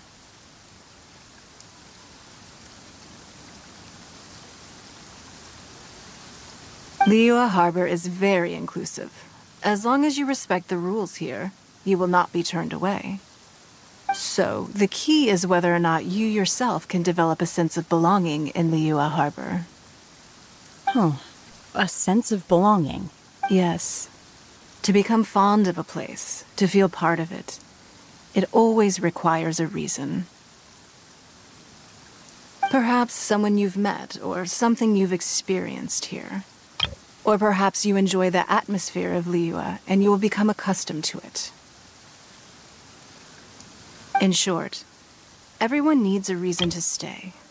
I hope you can find yours soon. Oh, I see. Hey, what's going on? I just went to see the fleet. I'm a little later than expected. Come on, Beidou. It's your turn. Do you have a question for Ningguang? Me? Nah, I ain't got any questions. She forced me to help out, so I figured I may as well get involved with the contest. Ningguang, don't forget what we talked about. It's not gonna be easy to deal with. I don't think my fleet can take it on their own. Don't worry. I have made preparations. The wound dressings are ready, and the Millilith have set up an ambush. Glad to hear it. Watch your back. Stay alert. Beidou? Ningguang? What are you talking about? You'll see when the Jade Chamber ascends. However, it's not the most pleasant topic of conversation. Maybe it's better that you don't know.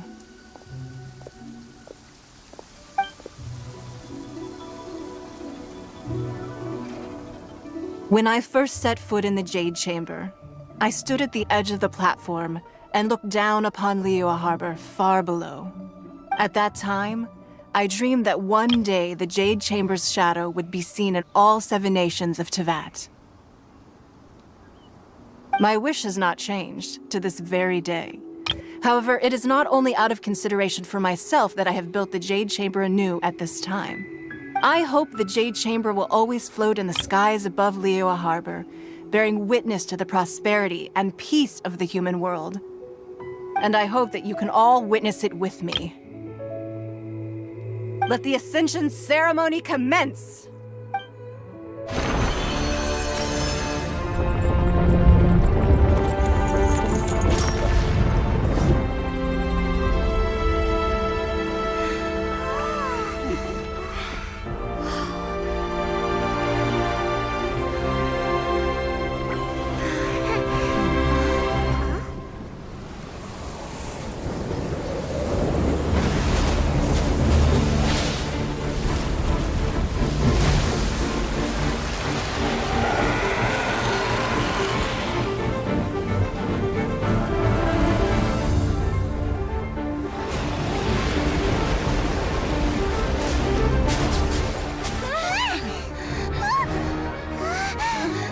Right on cue.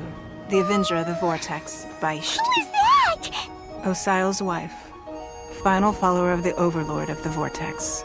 Sounds like you knew this was coming! Beidou sensed something was stirring in the deep. She warned me months ago. Knowing she harbors hatred toward the Jade Chamber, I chose to rebuild it now as a way of drawing her out. Got it. Well, let's go fetch the Adepti. No. Huh? In this human age, the people of Liyue must find a way to overcome this crisis on our strength alone!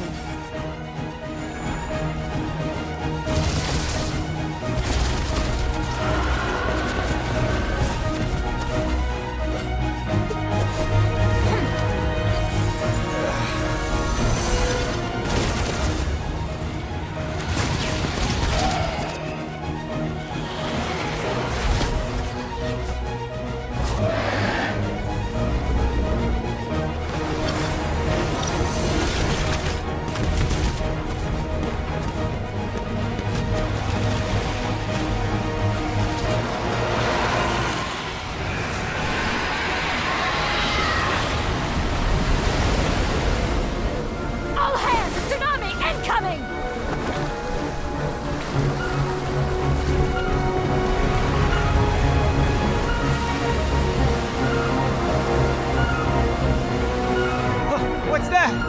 Wait! A giant wave!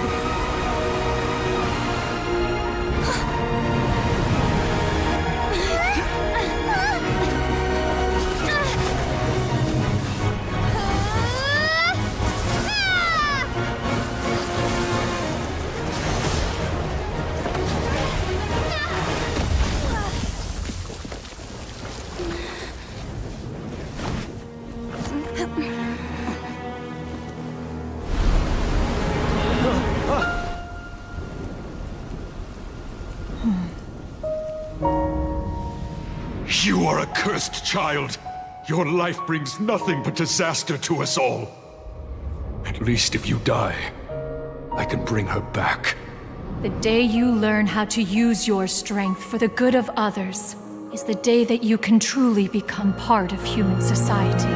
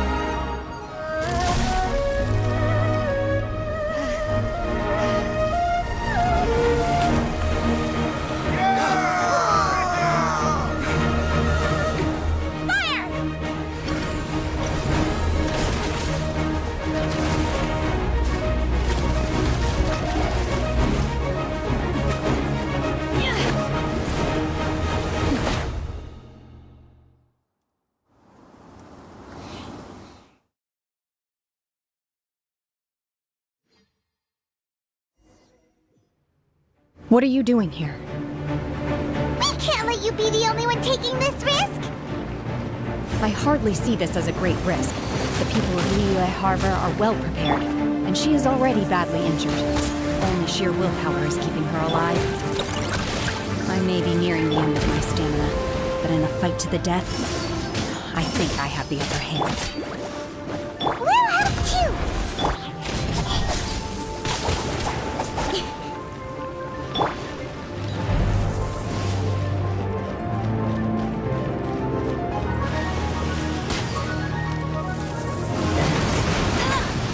Manifest! Obey! Incoming! Let it rain!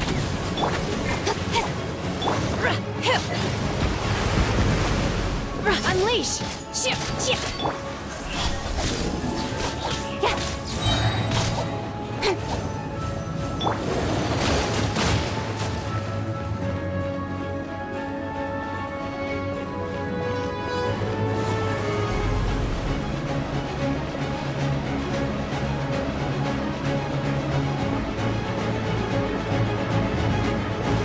In your dreams! Obey! Don't blink! Nowhere to hide!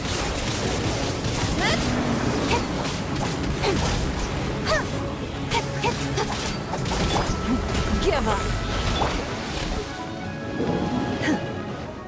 Manifest!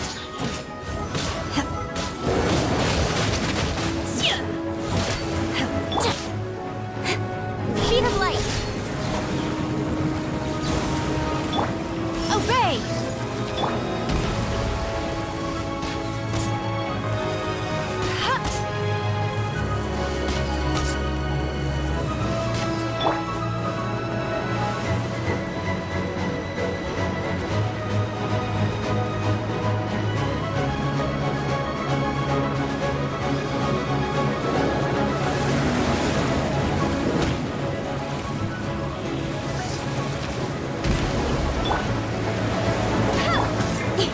Incoming! Unleash! Go, Baron! Your life is mine!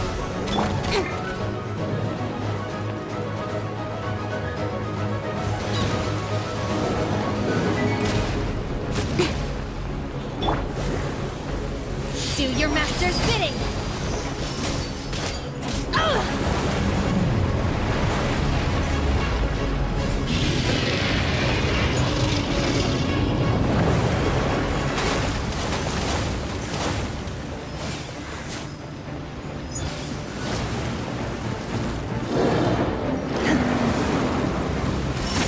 Obey! No escape!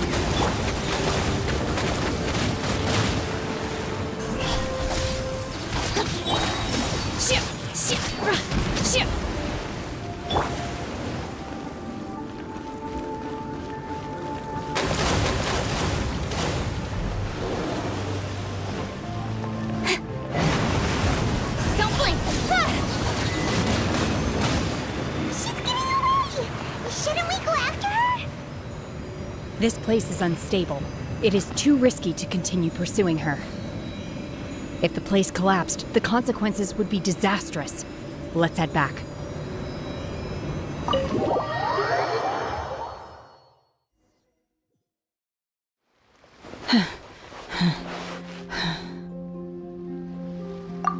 I'm just a little exhausted. Otherwise, fine. I wanted to deal with it myself. I didn't expect you to follow me. Don't worry. She's not coming back anytime soon. After an injury like that, she'll likely seek refuge somewhere else. How did things go underwater? It's been dealt with. She was injured before entering the water. It didn't take too much effort to finish the job. Good. So the crisis has been safely averted. When you visit the Jade Chamber in the future, you will be afforded generous treatment. Lady Ningguang, the fleet reports that the sea monster has left Guyan Stone Forest and the surrounding waters have returned to normal. Thank you. How are the Millilith? Thanks to the medical supplies you prepared and Lady Keqing's command, our losses were minimal. Of course, we owe huge thanks to this young lady for her help. On behalf of the entire Millelith, thank you for your service. Great. Then next time I watch Miss Yun's opera, I'll be able to take the compliments. I wasn't trying to be a hero, though. I just wanted to protect you. Let the soldiers recuperate, but don't let your guard down. If she returns with a vengeance, we must be prepared. Yes, ma'am. You've been monitoring us for some time now. I trust you've reached a conclusion. You wish to hear one's opinion. Well, things would have hardly gone so smoothly had it not been for Shenhe. That I do not deny. However, final victory was always going to be ours, even had things been a little more arduous. If it came to it, I could always destroy another Jade Chamber. One has observed your adaptation of the Guizhong Ballista, and find oneself compelled to admit that you have evidenced some degree of novel thinking. You have learned from past failures and prepared for this crisis in advance.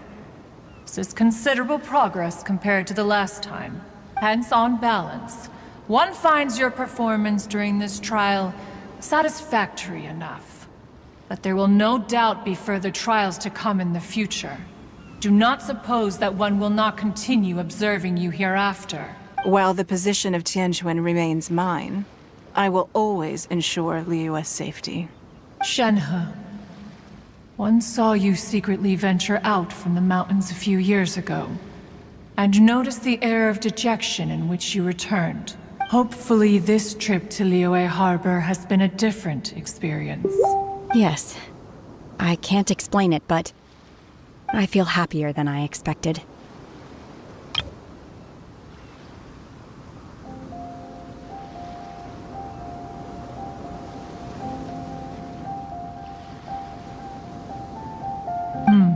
Good. Traveler, please take good care of Shenhe. She is a dear child. In fact, one has many fond memories of Shenhe's childhood that she may be interested to hear about.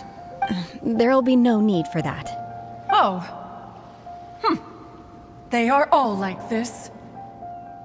Fine. Since you care not to listen, one shan't be telling you. One shall be going homeward now. Please, have a good rest. Come to the Jade Chamber when you have recovered your energy. We must celebrate both the completion of the Jade Chamber and the fact that Liyue has weathered another crisis. This banquet must be the most spectacular ever.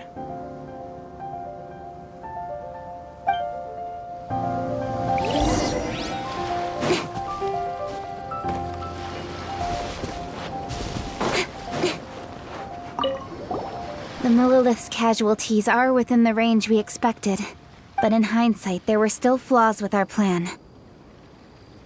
If we'd had more time, we could have built a barrier here to absorb the impact of the waves. We must learn from this experience and never repeat the same mistakes again. We were fortunate to have your assistance this time. Thank you.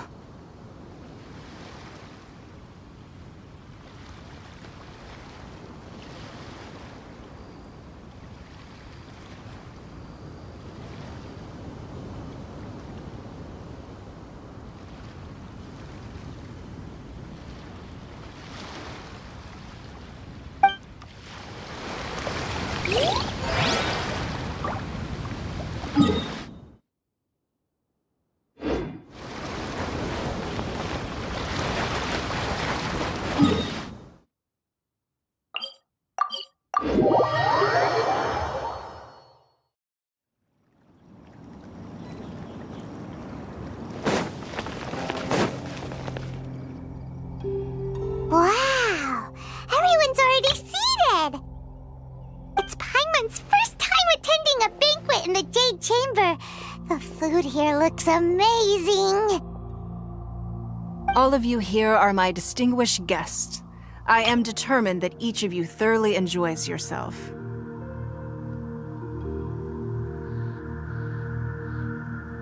Those who don't drink alcohol, please, help yourself to other beverages. Fine wine is a delight to the senses, but it is far from the only one. I trust— Have you heard? Miss Yun's going to be performing today. Those who don't drink alcohol, please, help yourself to other beverages. Fine wine is a delight to the senses, but it is far from the only one. I trust you will find the marvelous view from the Jade Chamber to be an equally gratifying indulgence.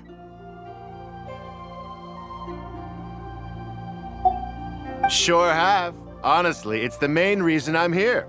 I've never missed any of Miss Yun's performances, and I don't intend to start now.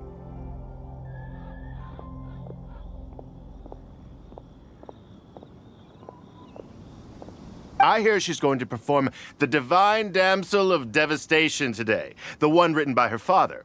I've been so excited that I've barely slept the last few nights. Hey! Look! Miss Yun is going on stage!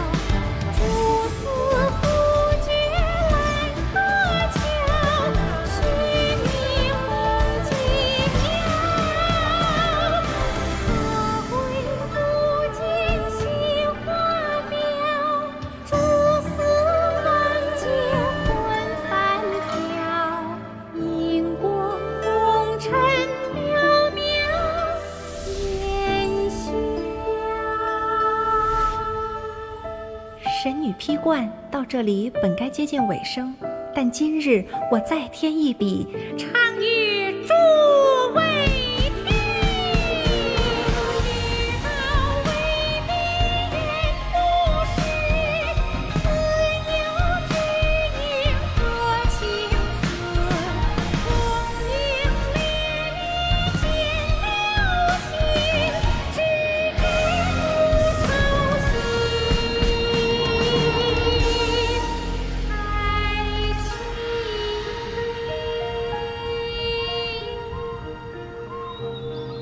彼时鹤归，茫茫天地无依靠，孤身离去。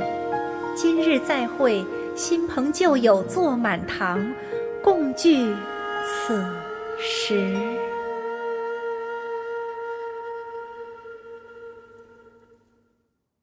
What did you think? Personally, I thought I sang rather well.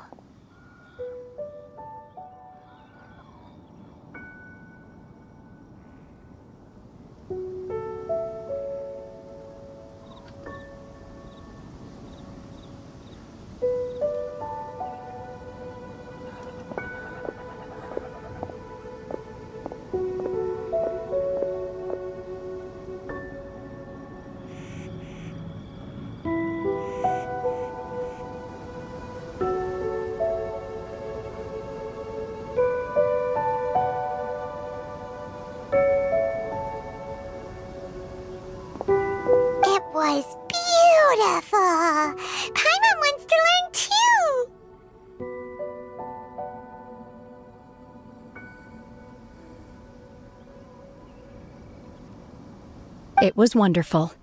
Also, thank you. You're welcome. Thanks to you, the play has an ending, but life goes on. I believe you will find a way to fit in Liyue Harbor. You're welcome. Thanks to you, the divine damsel of devastation is a more nuanced tale than ever.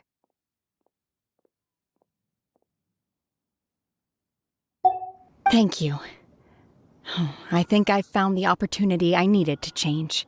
Ms. Yun, here you are. Great to see you. Huh? Hey, this young lady with the white hair looks like some kind of VIP. Yeah, that's it, like an Adeptus.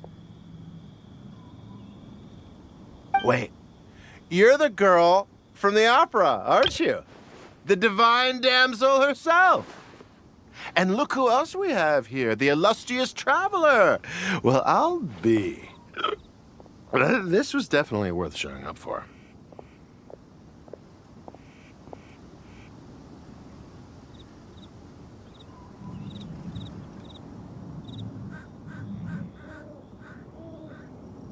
Let me pull up a chair, all right.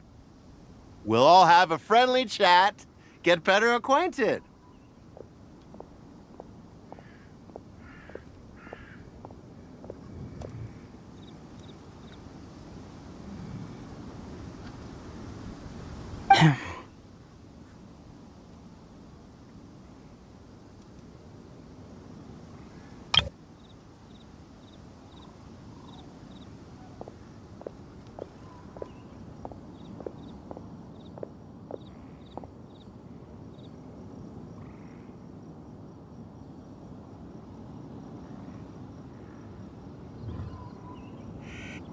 Alternatively, you could leave us alone.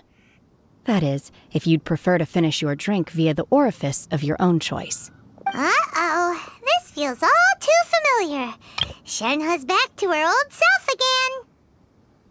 Hey, what are you doing? Calm down, Shenhe. Calm down.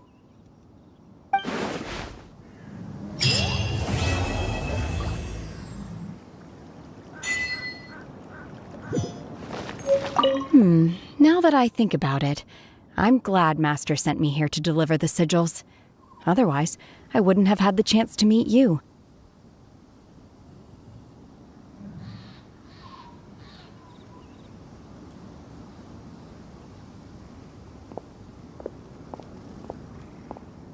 I'm sure I have much to learn from you in the future.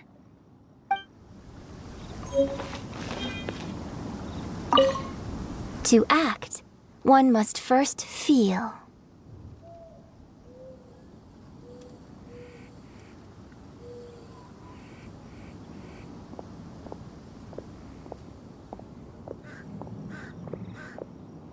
After our trip to Mount Tianheng together, I felt much more in touch with the character today.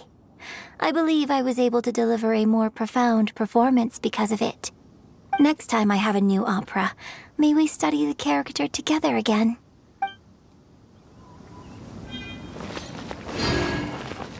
You've made an exceptional contribution toward the building of the new Jade Chamber. I will not forget this. I shall be sure to repay your kindness at an appropriate juncture. I wonder when I'll be able to build a Jade Chamber of my own. It'll take a lot more wealth than I have now. But hey, you've got to dream big. Who knows? If I keep working at it, maybe one day.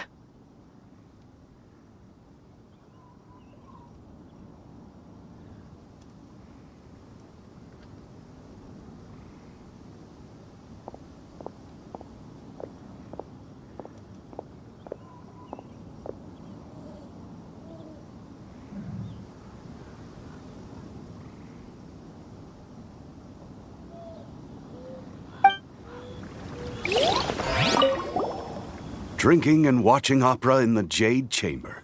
A rare and exquisite pleasure. More wine! More wine!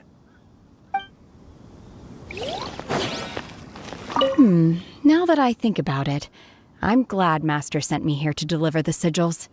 Otherwise, I wouldn't have had the chance to meet you.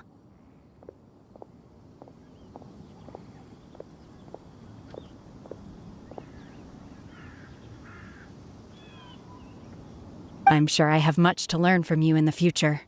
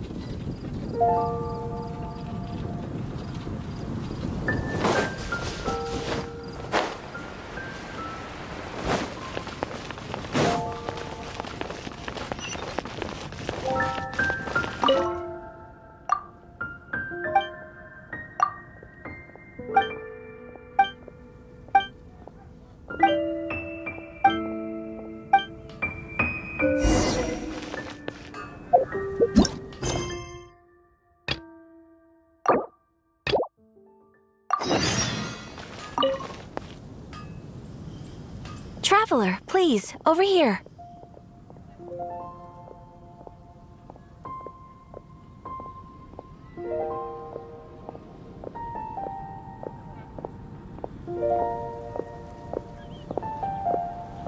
It has been a while since you joined the Adventurers Guild.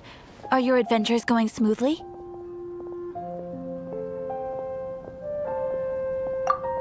Is that so? Apart from your own skills, reliable teammates are also indispensable when adventuring. Another person to count on is always good after all. But recruiting such dependable companions is no easy matter, is it? Yep, and it's even harder to get a guide as good as Paimon. Ah, yes. I do have some information that may be of help to you. Let me consult our records. Ah, there it is. There's been a certain blonde stranger who arrived in Mondstadt lately, dressed in most unusual clothes. Blonde. Dresses all funny. It feels like Paimon's heard this one before. Wait, do you mean... Does that stranger's face look anything like hers? Like the honorary knights? No, they couldn't look more different. This stranger is a very tall man, and even has an eye patch. Seriously? How does this have anything to do with Kaya? Eye patches can't prove that you're related anyway. That stranger declined the guild's invitation, so I can't say that I know anything about the relationship between him and Mr. Kaya. Nonetheless, you can look for him if you're interested. After all, it is not uncommon for some adventurers to not want to be limited by the guild, but be happy to accept a fellow adventurer's requests. And should the stranger be a strong adventurer indeed, he would certainly be a big help on your journey. Please don't talk down on yourself like that. You are the honorary knight of the Knights of Favonius, after all. Your deeds are the stuff of song for all the bards in the city, even now. Well, as to further news about him, you may want to ask Mr. Lauren. He stands guard at the city gate. I wish you every success, adventurer.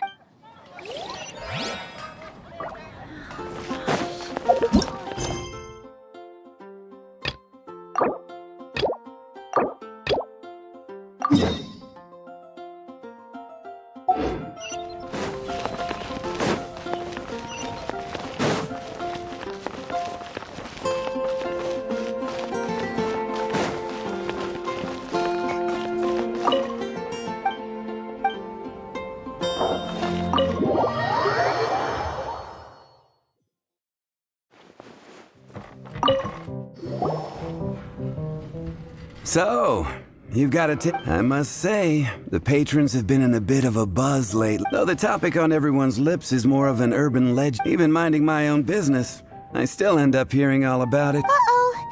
It's not one of those scary urban legends, is it? If so, Paimon needs to take a deep breath first. It's not a particularly scary story. No, it's the tale of the Dark Knight Hero. Huh? Did the bartender just say something? You weren't even listening. Anyway, the Dark Knight Hero. It is said that he appears in the middle of the night to fight evil and uphold justice. But to be honest, I don't have much interest in such rumors. Unless, of course, he can help take care of the more belligerent patrons after they've had a few too many. I would happily take that as proof of his existence. I'm told that there have been a handful of sightings. Perhaps that's why he only appears at night. Nevertheless, the sightings confirm that the Dark Knight Hero is more than just a groundless rumor. Anyway, that's more or less everything. If you want to know more, ask around in the... Dark Knight Hero. Seems like your standard cookie-cutter urban legend, but just a little darker. Wonder who it could be. Once you're ready, let's head out to the plaza and ask...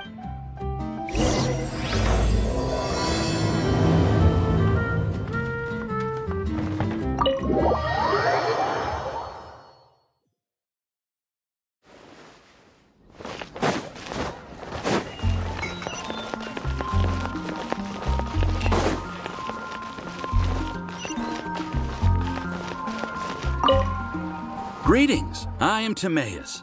Alchemy is its mechanisms are... If we can get the hang of... This must be your alchemist's work, then. That's right. Why not give it a go yourself? You'll be fine. All we are really doing is much as one who you... The difference with alchemy is that, to be honest with you, there's a lot of other... Over the course of... And as your adventure rank and... You're welcome. Well, see...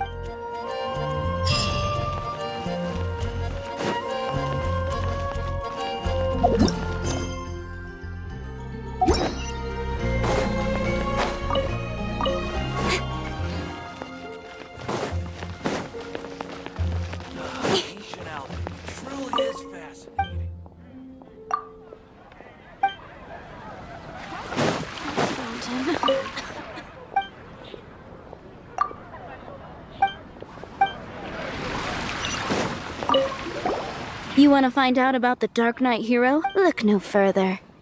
It's me. I am the Dark Knight Hero. You're right, I'm not. I was joking.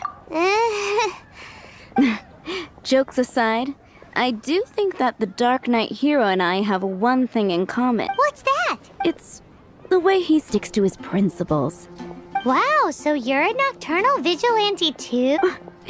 No, I just mean he must be seriously rich. Why is that? People only start worrying about spiritual fulfillment once they have enough material wealth. It's the same in every hero story, isn't it? No, it's nothing like that. Same difference. You are the boss of the Cat's Tail after all. Why don't you ask the guards at the city gate? They do night shifts. Oh.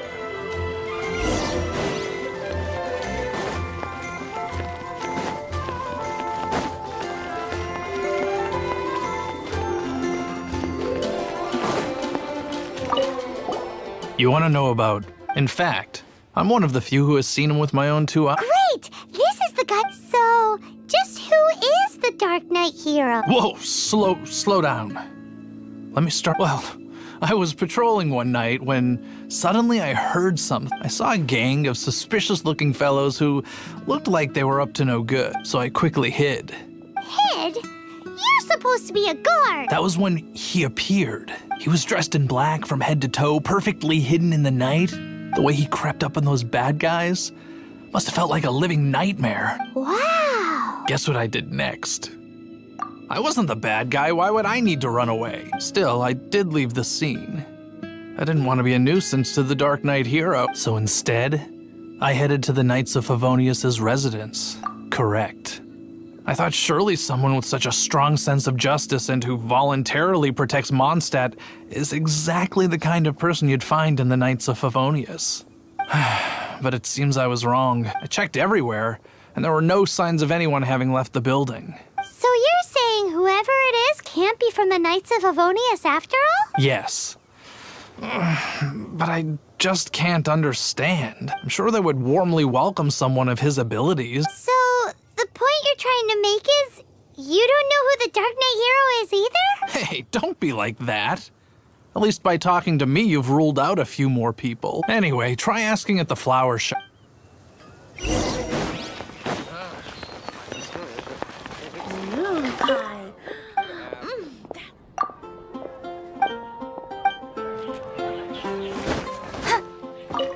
What's wrong with me? Why can't I get him out of my mind? Hello? We'd like to ask you about the Dark Knight hero. My hero? Oh, sorry. Just hearing his name gets me lost in thought. Hang on. How did you know who I was thinking about? Is it that obvious? Oh no. What am I going to do? If Master Diluc ever finds out. Huh? What's Diluc got to do with it? Well, I guess I might as well spill the beans then. I used to think Diluc was the one for me, but ever since the time I was rescued by the Dark Knight hero, I just don't know anymore. Wowee! You saw the Dark Knight hero? For real? What's he like? It all happened so fast. I was so scared. All I remember is seeing a flash of fire, but I felt safe. I only saw his silhouette, but it felt so familiar. Who knows? Well, now you mention it, it lit up the whole area in an instant. Okay then. Well, thanks for the intel dump. So, based on what we know so far, all we need to do is find a wealthy, vision-wielding vigilante who's not one of the knights. Nope, still no idea. But we already asked so many people. Let's take a look around the city and now.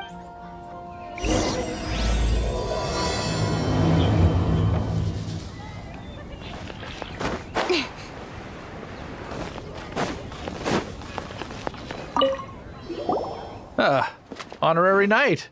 Is something the matter? A stranger with an eye patch. Let me think. Oh yeah, I remember seeing someone like that. A blonde stranger dressed in unusual garb.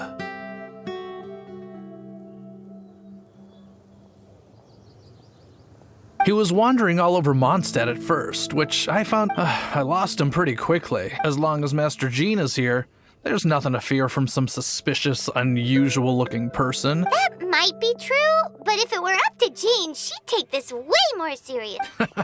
That is true. But on the other hand, knowing that Master Jean may overreact to the situation is all the more reason to not tell her, no?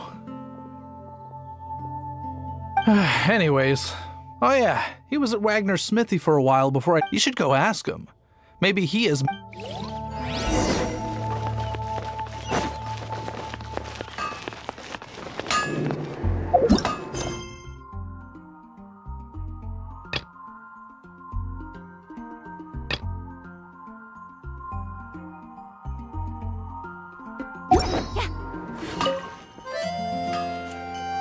What? You need something? Here, I remember him. Can't say I've heard of any of the materials he meant. He then had a look at the weapons in my shop before leaving. If the Knights or the Guild want to get... The Angel Share? Well, Master Diluc probably has his eye on that stranger Anyway, let's go to the Angel Share and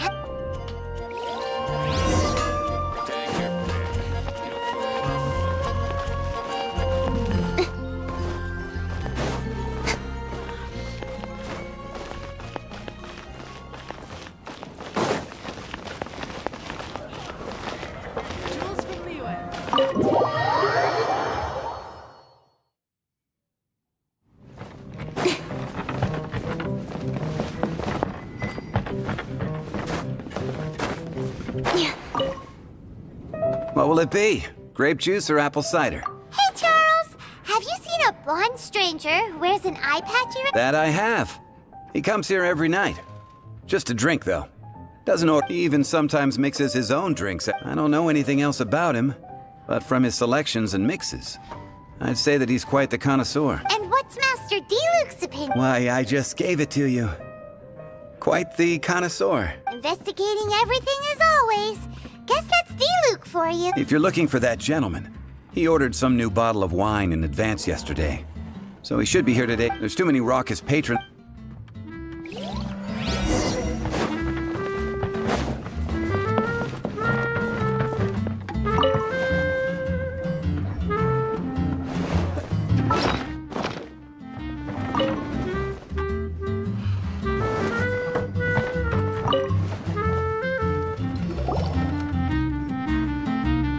Ah, welcome, sir. The wine that you previously ordered. He's really here? Let's go downstairs and have a look.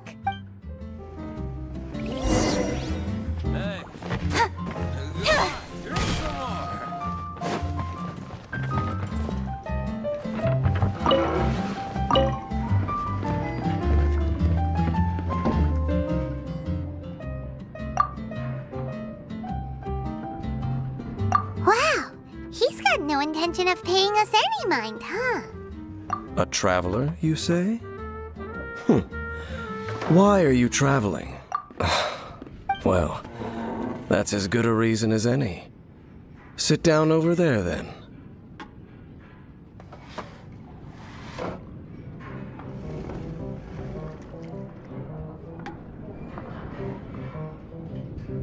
So, guess we've broken the ice.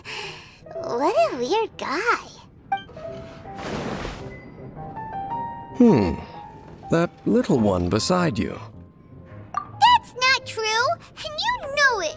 It's indeed a good thing to have someone accompany you on your travels. My name's Dainsleif. I suppose you have some business with me? Sure. And he was so cold just a moment before. Paimon's got a bad feeling about this. But I will require advance payment.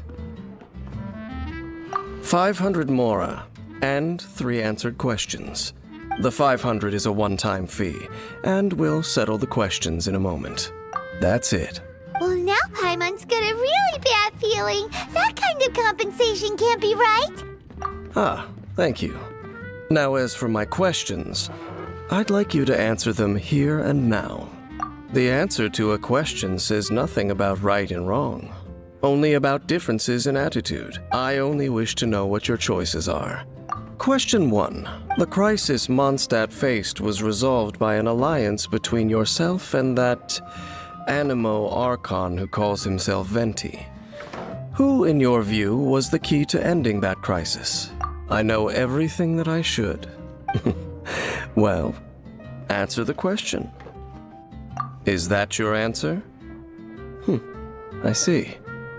Question number 2. Rex Lapis, who has defended Liyue Harbor for millennia on end, used his gnosis to lay down a contract to end all contracts, of which the stipulations are still unknown. Who do you think will defend Liyue Harbor in the future, now that they've lost their deity? So that's your answer?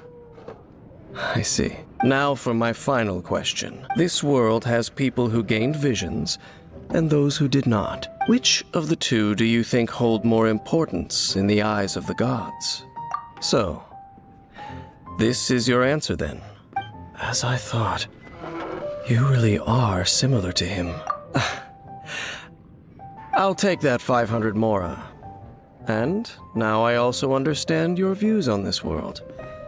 As we agreed, you may now commission me. That said, I only take commissions related to the Abyss Order. Like you, I am currently on a journey. You intend to find your sibling, while I wish to oppose the Abyss. Ugh. Those creatures that serve the Abyss are the fangs and claws by which the Order spreads chaos in this world. I have come to Mondstadt this time while on the trail of an Abyss Herald. An Abyss Herald? An even more twisted abyssal being. One that commands the Abyss Mages. Oh, that's right! We've just been fighting against the Fatui and Liyue, who are human too. We haven't encountered the non-human Abyss Order at all. There's some reason behind that, I'm afraid. It's possible that they may have been under orders to avoid your path. Oh, that does sound pretty dangerous. Maybe they're looking for a better time to ambush us or something. Uh-huh. We're super duper strong. That manner. It's just like his. Well then, let's go see for ourselves, shall we? According to the leads I have on hand, let's meet up at the temple.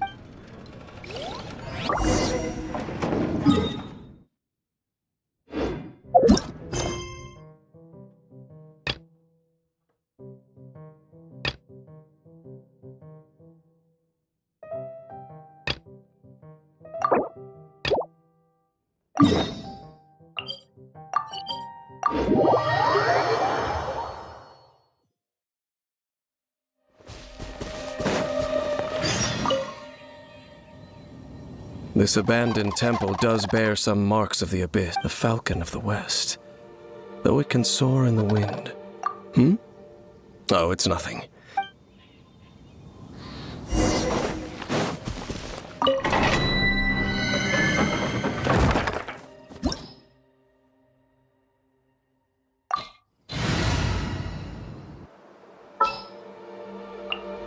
This will be interesting.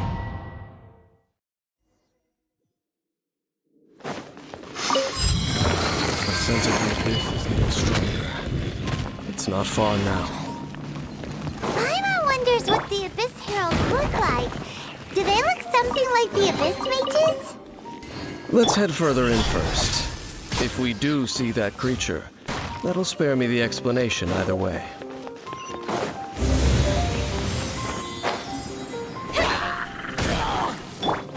Cool it! Go, Club! Cut to the chase!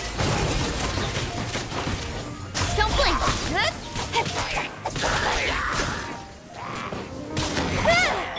Flash attack!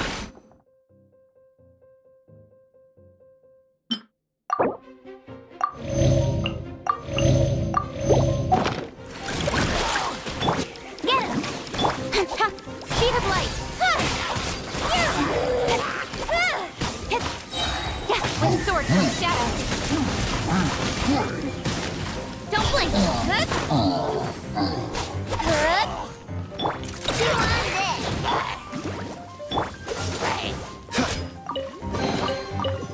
Freeze!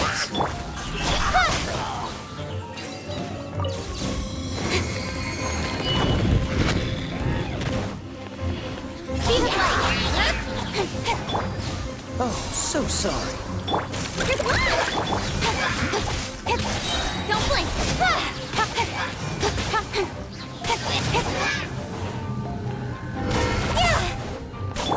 Chew on this! Hey!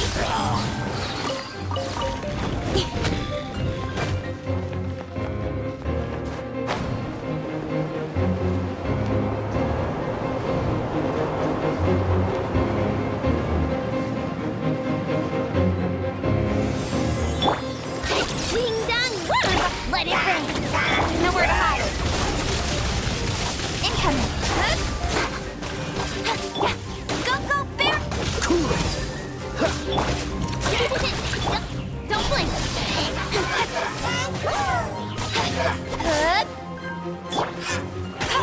Dodge this!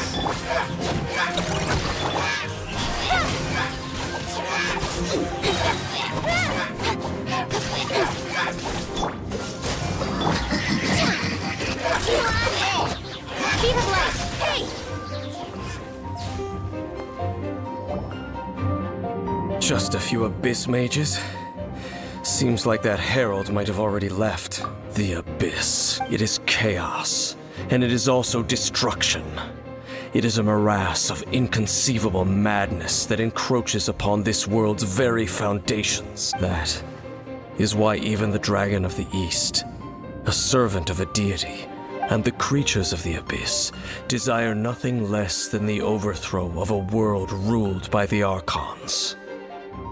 You seem to know a lot about the Abyss, Dame.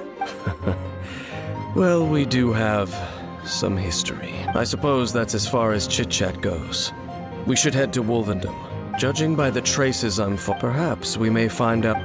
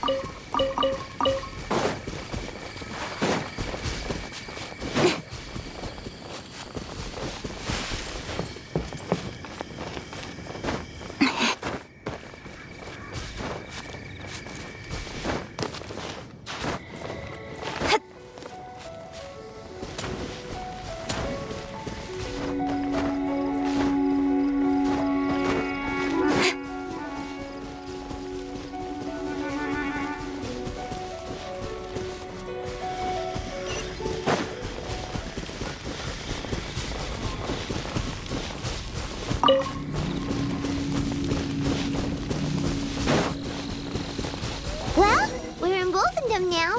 Think Dane's waiting for us up ahead? We should meet up with him quick, in case the wolves decide they don't like him.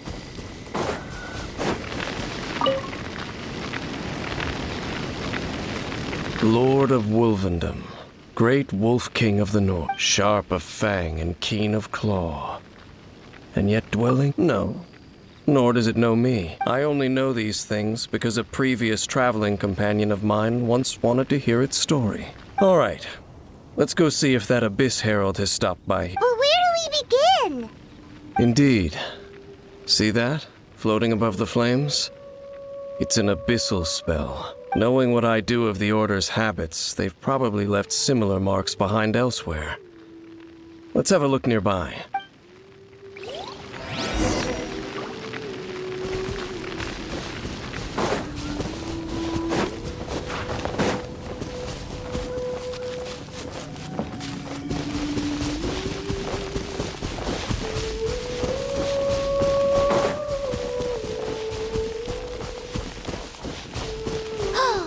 Do you think that those monsters by the bonfire are under the Abyss Order's control? Looks kind of scary. Let's beat them up first.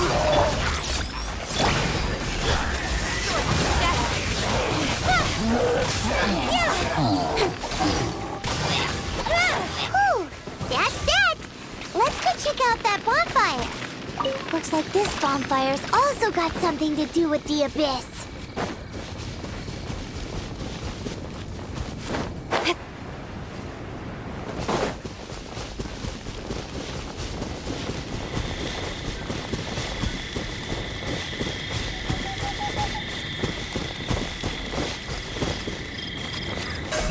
Speed of light.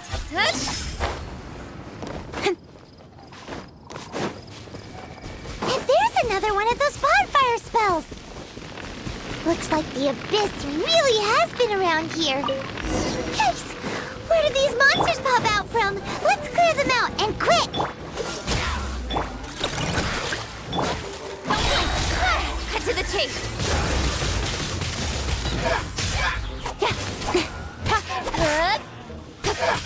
Let it rain.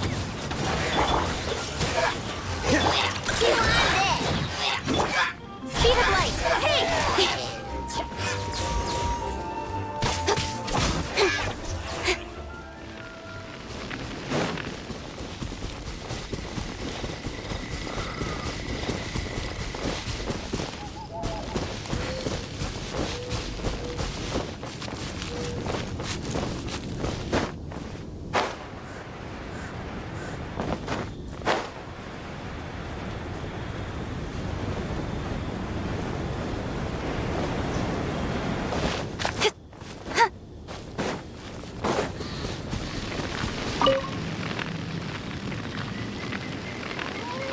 Have you finished searching?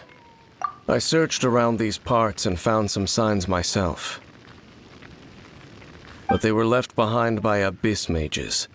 It seems that even an Abyss Herald would not wish to make trouble with the Wolf King of the North. We should leave as well. But now we're out of leads. No. There is one more place we can go. Let's get a move on then.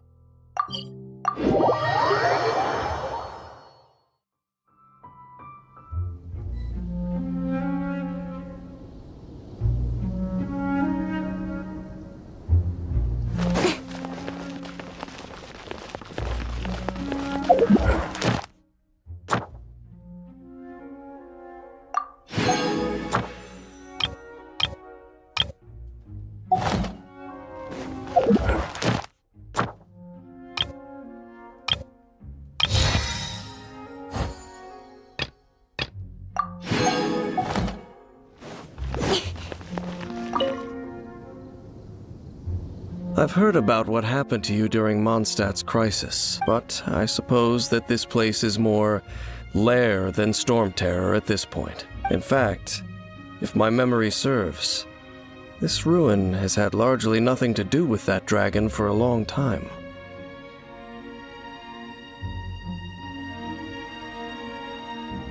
The first time I laid eyes upon the ruins of old Mondstadt, the dragon of the East had yet to fall, much less come to nest in this place.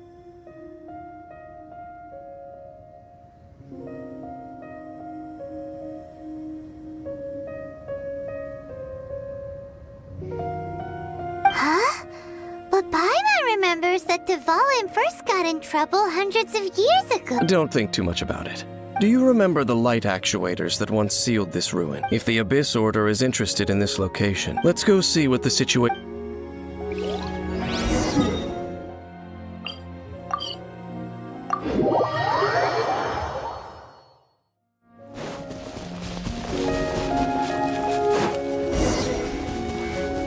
Look! There are lots of monsters gathered over there.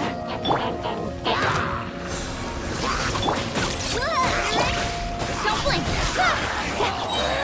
Nowhere to hide. Get him! Bet you can't keep up with me! Freeze!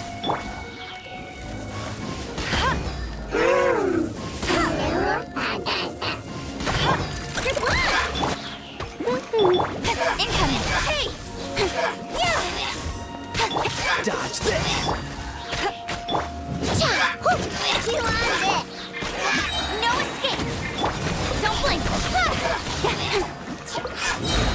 Cut to the chase! Right idea. Wrong time.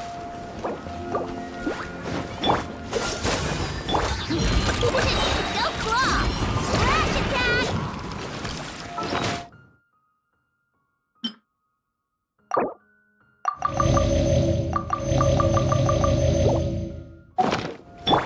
Incoming! Hey! Cool it! Why isn't it working? Not so hard! Don't blink!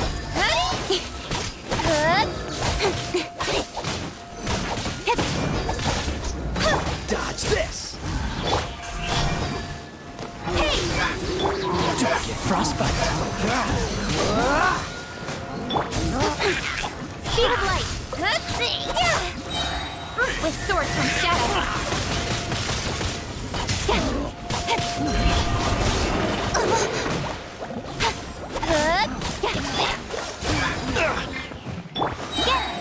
Let it rain! Incoming! Hey!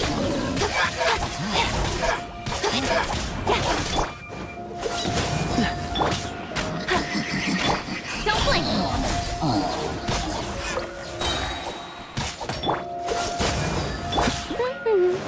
Cut to the chase! Speed of light!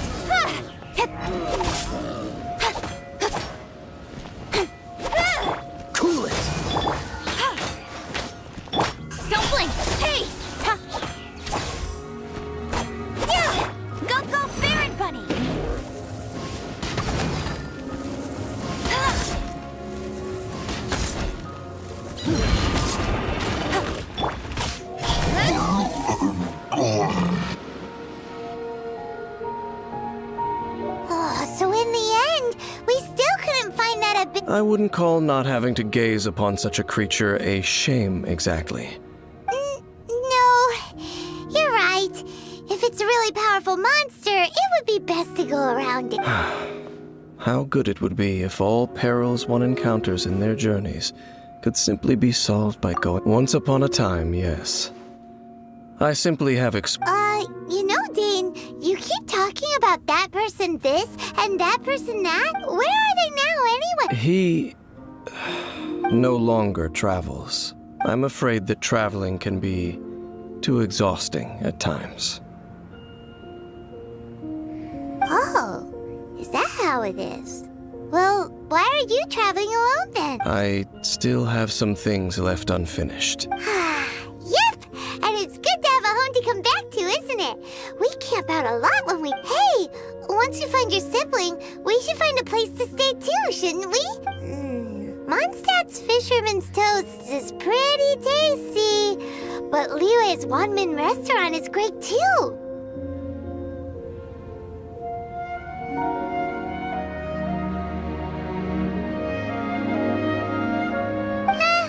Either way, we should settle down in a... Home. Well, it won't be too late to think about where you... While you're still traveling, you should...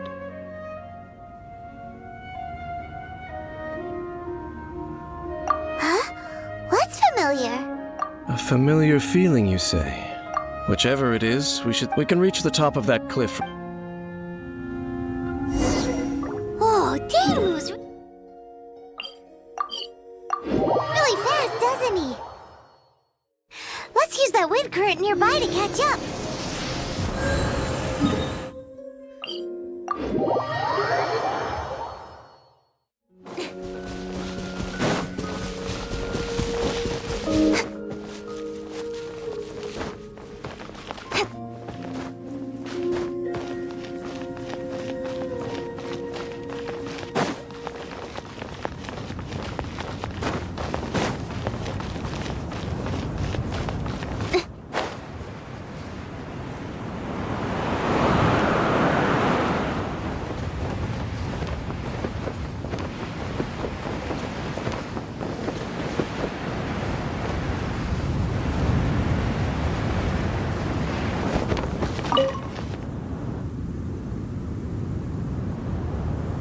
Can you still sense that familiar feeling that you spoke? But it doesn't feel like there's anything around. Indeed.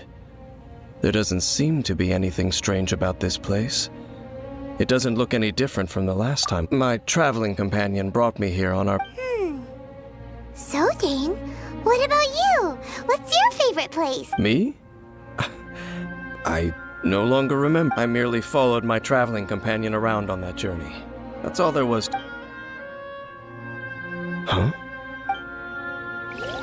A ruin guard's footprint. A ruin guard was wandering around here? No peace to be found, even for a single dandelion.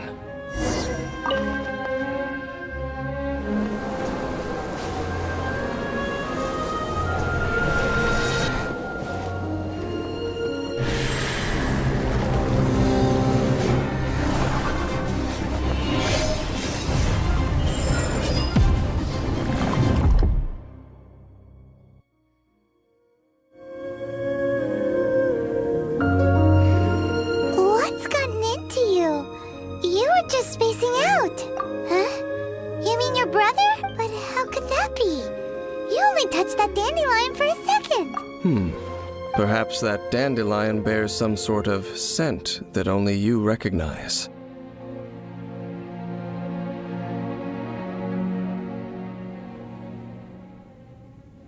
As for why, has it perhaps experienced something related to you? You're saying some real confusing stuff. Do not rush. Vexation and anxiety are the enemy of rational thought. At least you now know that he is still on this world. At this time, the most important thing is the Yes.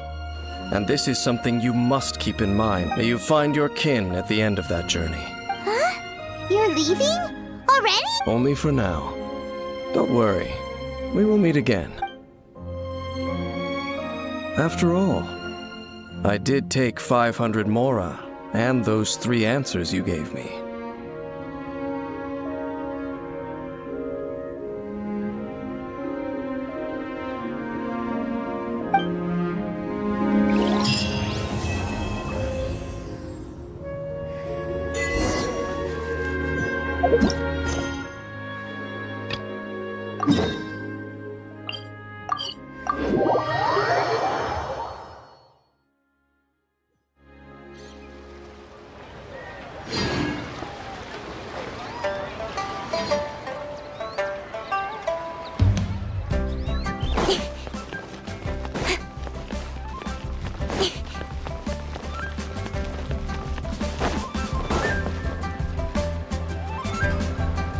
Yes! Yes!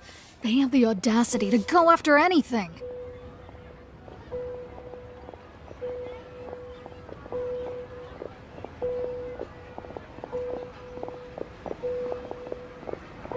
The 7 dragons, gods. No ancient artifact that relates can escape their greedy ambitions. Still, this time is different. Who do they think they are, going after the Abyss Order's treasures? Oh, Traveler, it's you. Huh? Ganyu, what are you doing here with Lan? Do you have a commission you need to post? Hello. We were just discussing the treasure hoarders. Yes. We were just saying how even the audacious treasure hoarders should know better than to mess with the Abyss. It's just too evil. But we recently received intel from the Ministry of Civil Affairs that 2 big-time treasure hoarders in Liyue and Mondstadt are planning some big joint operation.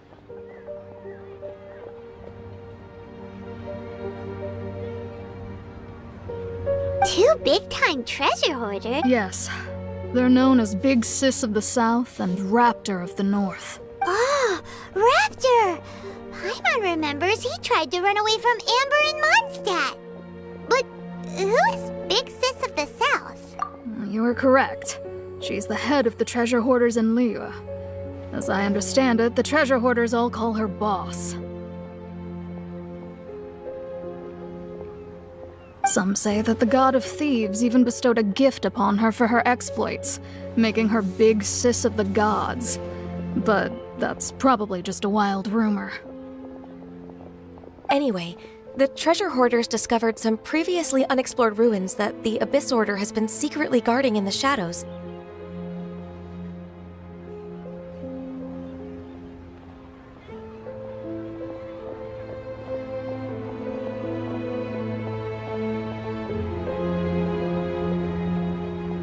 Despite how dangerous that makes it, all the treasure hoarders can think about is what kinds of treasure could be inside. They have already devised a plan. They will send out a decoy to divert the Abyss Order's forces away from the ruins, then send an expert thief inside to steal the treasure. To this end, Big Sis and Raptor have reportedly recruited a certain Grand Thief from Fontaine. Grand Thief? That's quite an impressive sounding title.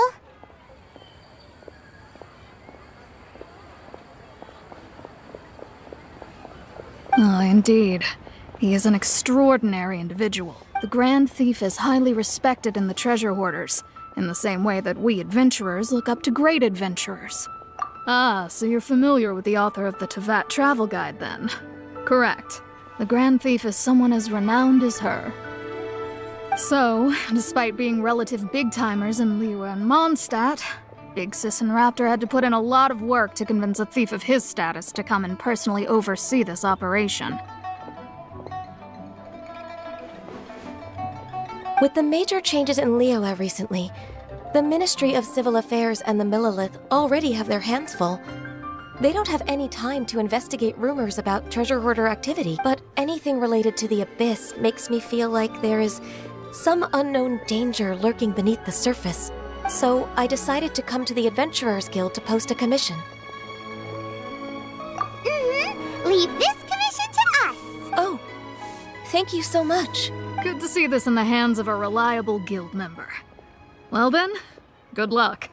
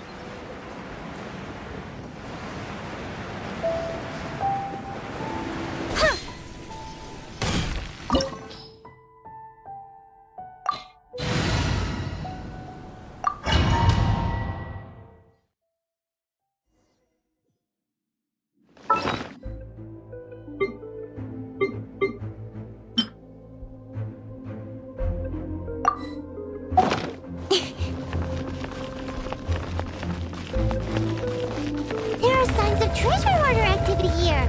They must have come to these ruins. Let's go deeper inside. Paimon sure hopes Ganyu's information is reliable. There aren't many guards here. Looks like their plan to draw away the Abyss Order's forces really worked.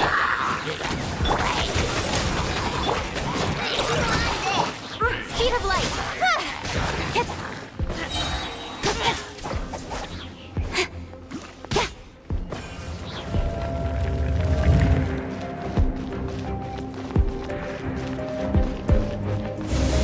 More signs that a treasure hoarder was here.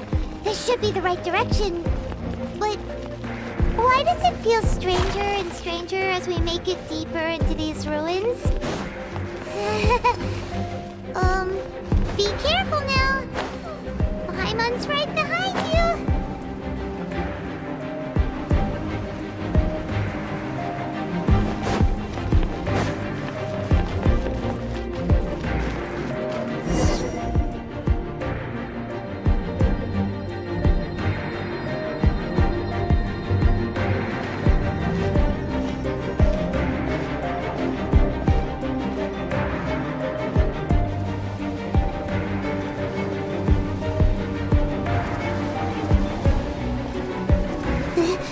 This looks like a person. Could it be the Grand Thief? Why is he in that position? Is he praying to something? That's... Why is the statue of the Seven hanging upside down? And the statue's hands... Paimon remembers they're normally holding an orb, right? But... this statue is holding... What is that? Paimon has a really bad feeling about this. And the Grand Thief hasn't moved an inch. Do you think he's... Hello? Are you okay, mister?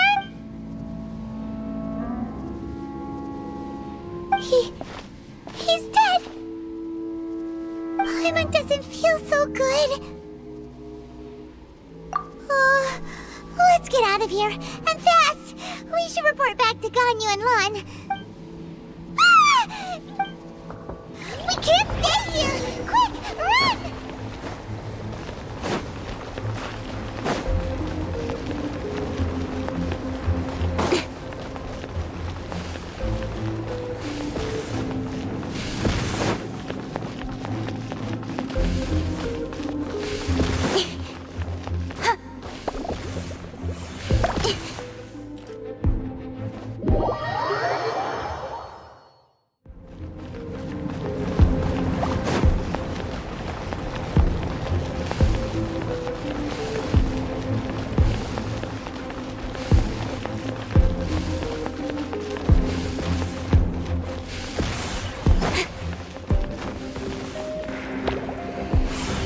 I'll be fine.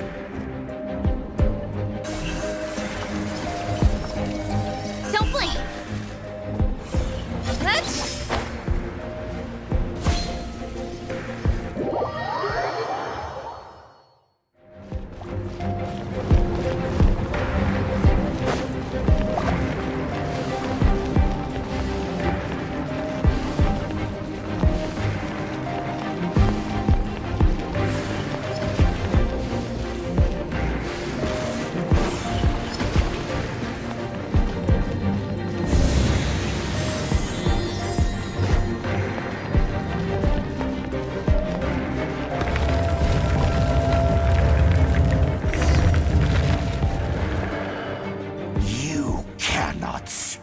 On the secrets of the Abyss. You have come here. You have seen our secrets. For this, you must pay the price. As a herald, I will mete out your punishment. An Abyss Herald? Dainsleif. Oh, I thought you were just a couple of pests that stumbled in here by mistake. So, you are with Dainsleif, that constant annoyance in our affair. Did he send you here to die? His resistance against the Abyss has got... The Abyss is unstoppable! What is this power? Pirates never seen it before! Careful! Please don't get cocky!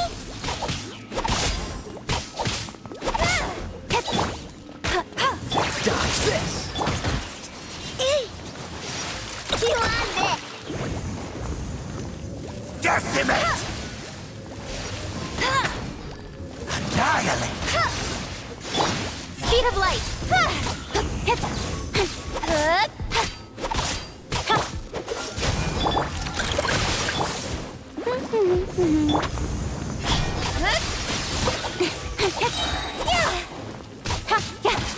Cool it! With sword comes shadow. Incoming. Ding dong, rubber bomb. Bet you can't keep up with me.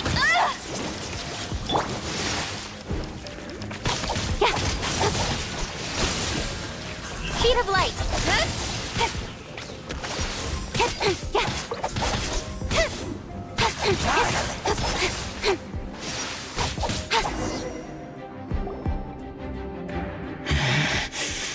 This power, it seems familiar.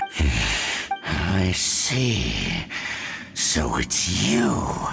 You are the one. In that case, I shall stay here no longer.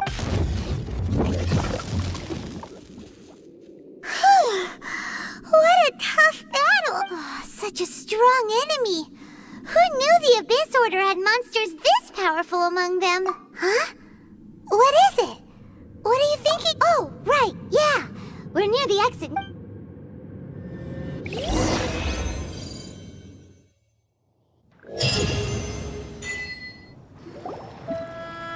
So, we meet again. A little sooner than I had expected. Hey, it's Dane!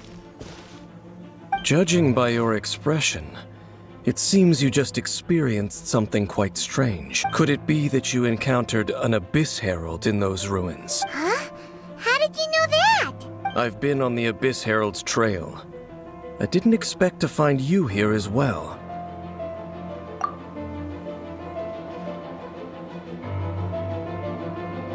An inverted statue of the Seven, holding abyssal power in its hands. No, I have never seen such a thing during my time fighting the Abyss. Tell me the rest of what happened in there. And then, as we got close to the exit, an Abyss Herald suddenly appeared and blocked our way. We fought a big battle with that thing. Maybe it hasn't gotten too far. Yes, this is a rare opportunity indeed. Let's go! A rare opportunity with Dane helping out.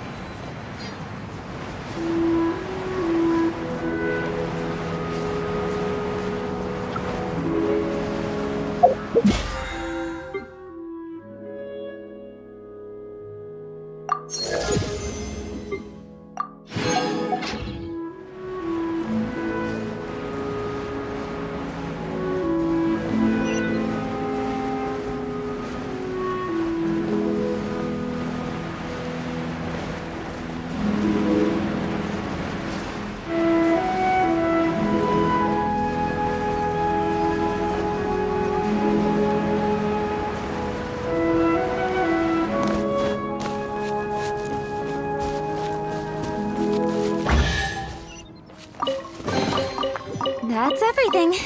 On to the next.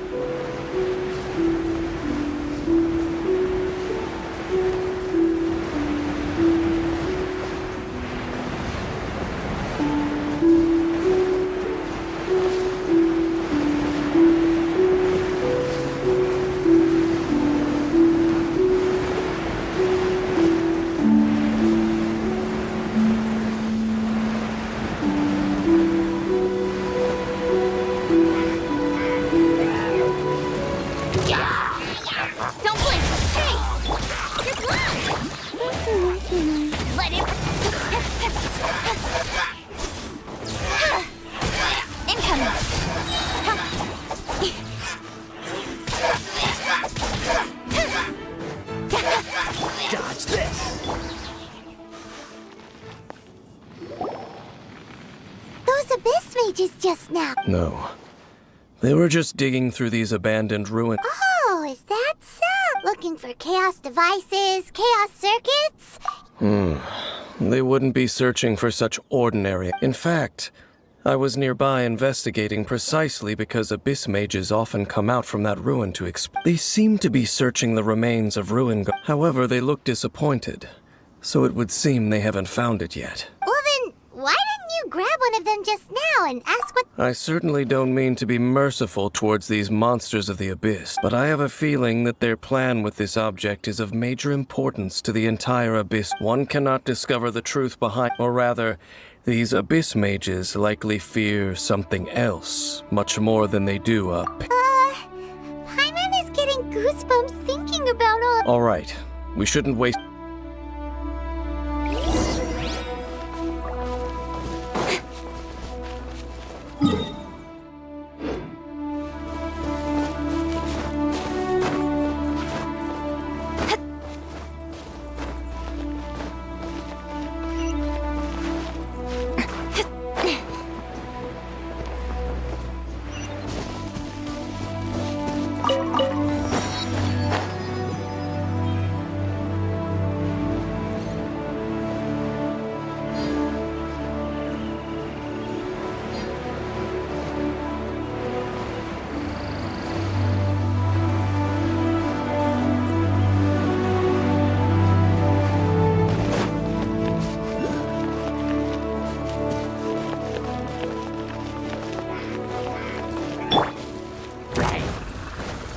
This moment will be frozen. Nowhere to hide. Speed of light. Chew on this! Get him!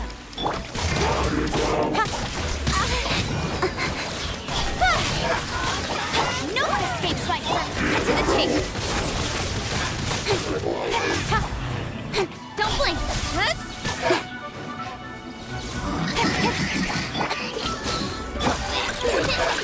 Go, Spirit Buddy!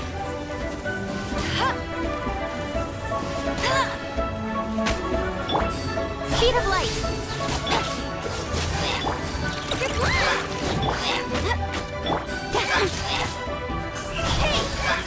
Oh, so sad.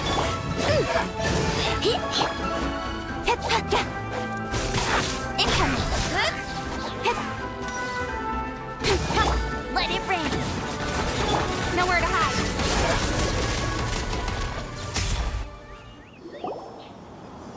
Wow!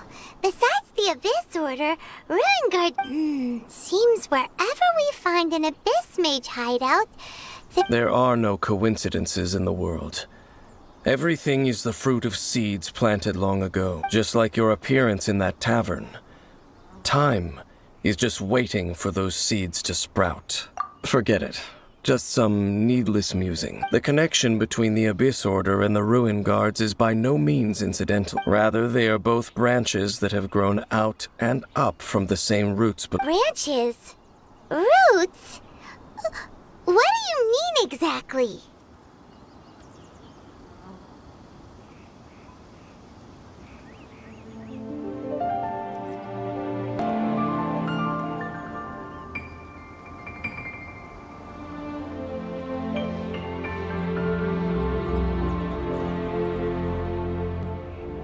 Really? The Abyss Order and Ruin Guards are left over from after the destruction of that nation? Oh.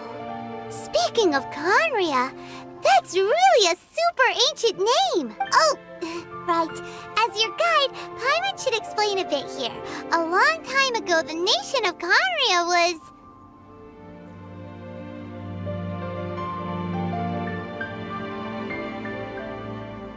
Huh? You have memories of being there. But that nation was destroyed 500 years ago. Is that so? Well, everyone has their secrets. You did not pry into mine, so I shall not pry into yours. But, if you would like to tell me, I will listen. So, the Conria you saw, what was it like?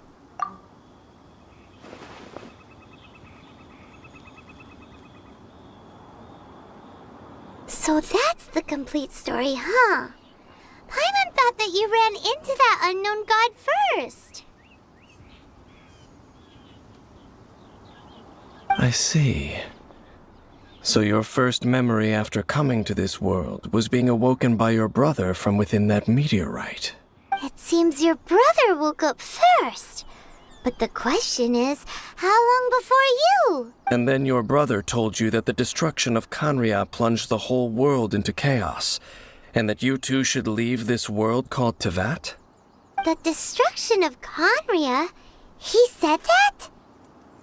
That destruction you witnessed, that's history from 500 years ago. It seems the first time you awoke in this world was indeed during that period. Huh.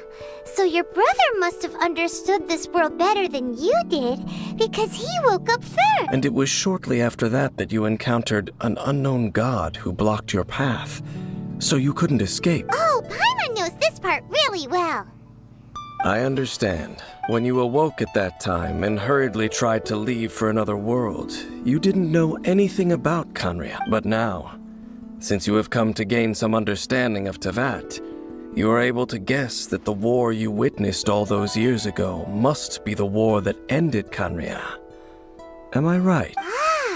If that's the case, you must have been flipping through all sorts of books during our adventure before going to Mondstadt. You had just looked at some vague materials. Later, we managed to gather a whole bunch of old books from all around Mondstadt and Liyue. So the whole time you were just trying to learn more about Khaenri'ah so you could find your brother? Oh, yeah. You can travel around the 7 nations to find the 7. But where can you go to find a nation that was destroyed 500 years ago? I probably know more about Khaenri'ah than both of you. Khaenri'ah was a nation without a god. Not because it had a god that died or abandoned them, but because it never had a god to begin with. It was a powerful nation, built purely by humans. An unprecedented, flourishing, and glorious civilization. It was the pride of humankind.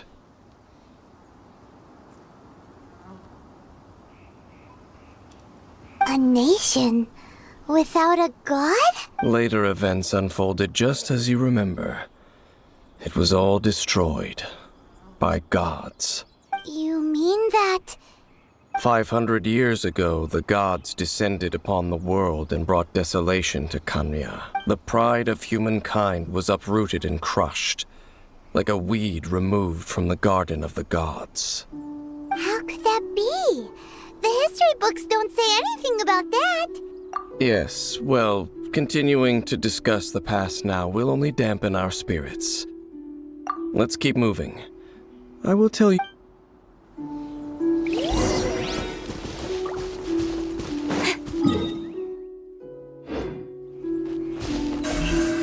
Don't blink!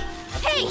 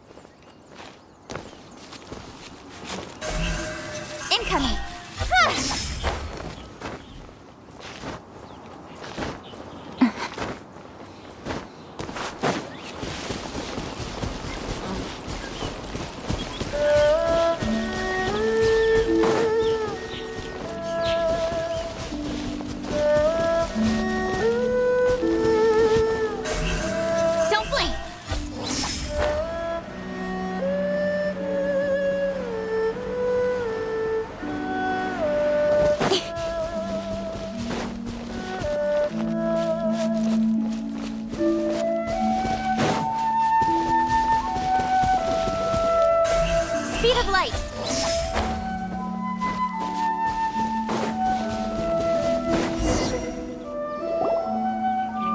Over there! Dane was just saying how So, did Conria have a lot of ruins that needed to be guarded? No. Ruin Guard is the name modern people have given these machines. No one called them that 500 years ago. These Ruin Guards were known as Field Tillers by the people of Conria. Field Tillers? What a strange name. It's not like you think. Field Tiller was just a code name. The people of Conria like to give code names to their weapons.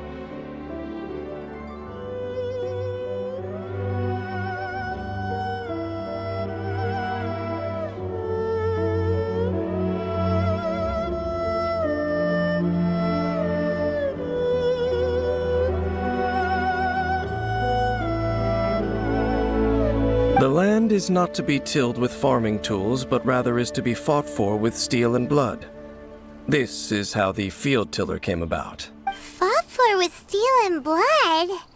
Well, that's an interesting way of understanding tilling. Paimon doesn't think it's a very positive interpretation. After the destruction of Conria, these masterless field tillers went completely out of control. They wandered aimlessly over the centuries, gradually spreading to every corner of Teyvat, perhaps resonating with the sorrow of other civilizations lost to time. They found their way to various ruins across the land. Well, that sounds so sad. Once you understand more, those details won't mean much to you.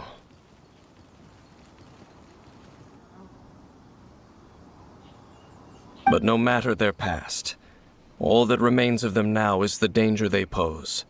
So destroy them all. Look, the rainbow!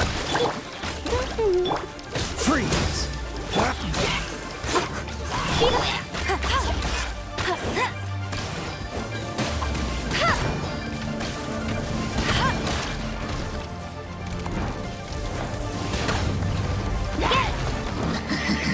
Dodge this! I'll race you there!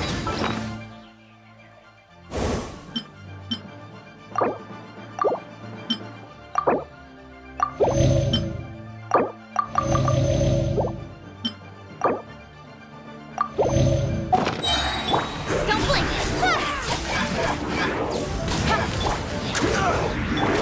No one escapes my sight! Frostbite! Incoming! Death with sword comes shadow! Hey! Speed of light!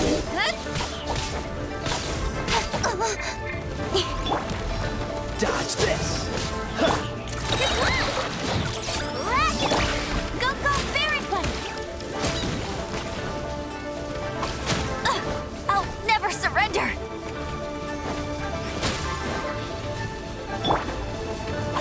Don't blink! Nowhere to hide!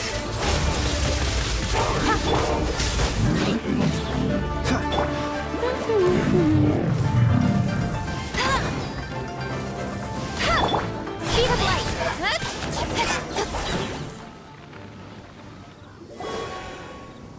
Huh? This abyss maze dropped a talisman. Could it be a communication of some kind? This talisman seems connected to the Abyss Herald. But why would an Abyss Mage be carrying it? Perhaps it really does contain information about their operation. But Paimon can't read the writing on it. Is that the script of Conria? Engulf the faith of the enemy in flame, and bring glory to His Highness the Prince. What? Is that what it said? Loom of Fate, initial operation. They, the Abyss, seem to be carrying out a large operation. The key word here is Loom of Fate. It seems like they are still launching the operation, or rather, are still conducting preliminary tests. Loom of Fate? What's that? Is it literally a fate-weaving machine? From the horror terrible feeling Paimon's been getting. Those eerie ruins are super likely to be related to this fate-weaving operation. So, Dane, what message does this talisman contain? I'm reading it now. An ambitious operation. But some parts are difficult to understand. How so? In short, the first phase of the plan is related to Osile, Overlord of the Vortex. The Overlord of the Vortex? You mean that god in the ocean? What do they want with Osile? I know of your past heroics regarding Dvalin, and I also know of the Abyss Order's role in the Storm Terror incident, though you may not have been aware of it at the time. You were thwarting an Abyss Order operation similar to this one. Last time it was Venti's old friend. This time it's a huge ancient god. The Abyss Order keeps setting their sights higher and higher. Will the Abyss Order use their lies and dark magic to corrupt Osile, just as they did Dvalin? No. From the contents of the talisman, this operation goes one step further.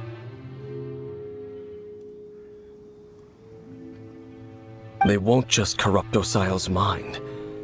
They also plan to use the ancient technology behind the field tillers to completely transform Osile's body. Is that even possible? So wait, the Abyss Order wants to make some sort of cybernetic squid god of mass destruction? Very few people today truly understand the civilization of Khaenri'ah. Though of course, the accuracy of that understanding itself is difficult to judge. Only the Abyss Order has consistently sought out the remnants of Khaenri'ah. Despite being far from human, they seek out this lost human civilization quite persistently. The talisman's message states that they will use the defiled statue as a base, attaching Osile's limbs to construct a mechanized god, and the new core that shall replace the orb usually held by the Statue of the Seven is the eye of the very first field tiller. The eye of the very first field tiller? Oh, Paimon gets it! All those Abyss mages are looking for the special eye, right? It would seem so. This whole thing keeps getting more complicated. But basically, it all has to do with that eerie Statue of the Seven we saw, right? Yes. According to the talisman, the eye should be placed in the hands of the defiled stat, thereby imbuing the newly born god with the power to topple the divine thrones of Celestia. Oh boy, the Abyss Order sure isn't holding back with this plan. Since no one knows where the first field tiller is, how about we take the information about the statue as the starting point for our investigation? Yeah, that tone-deaf bard is too difficult to track down anyway. Let's go to the cathedral first. The cathedral? Huh? What's... Nothing. Let's get moving.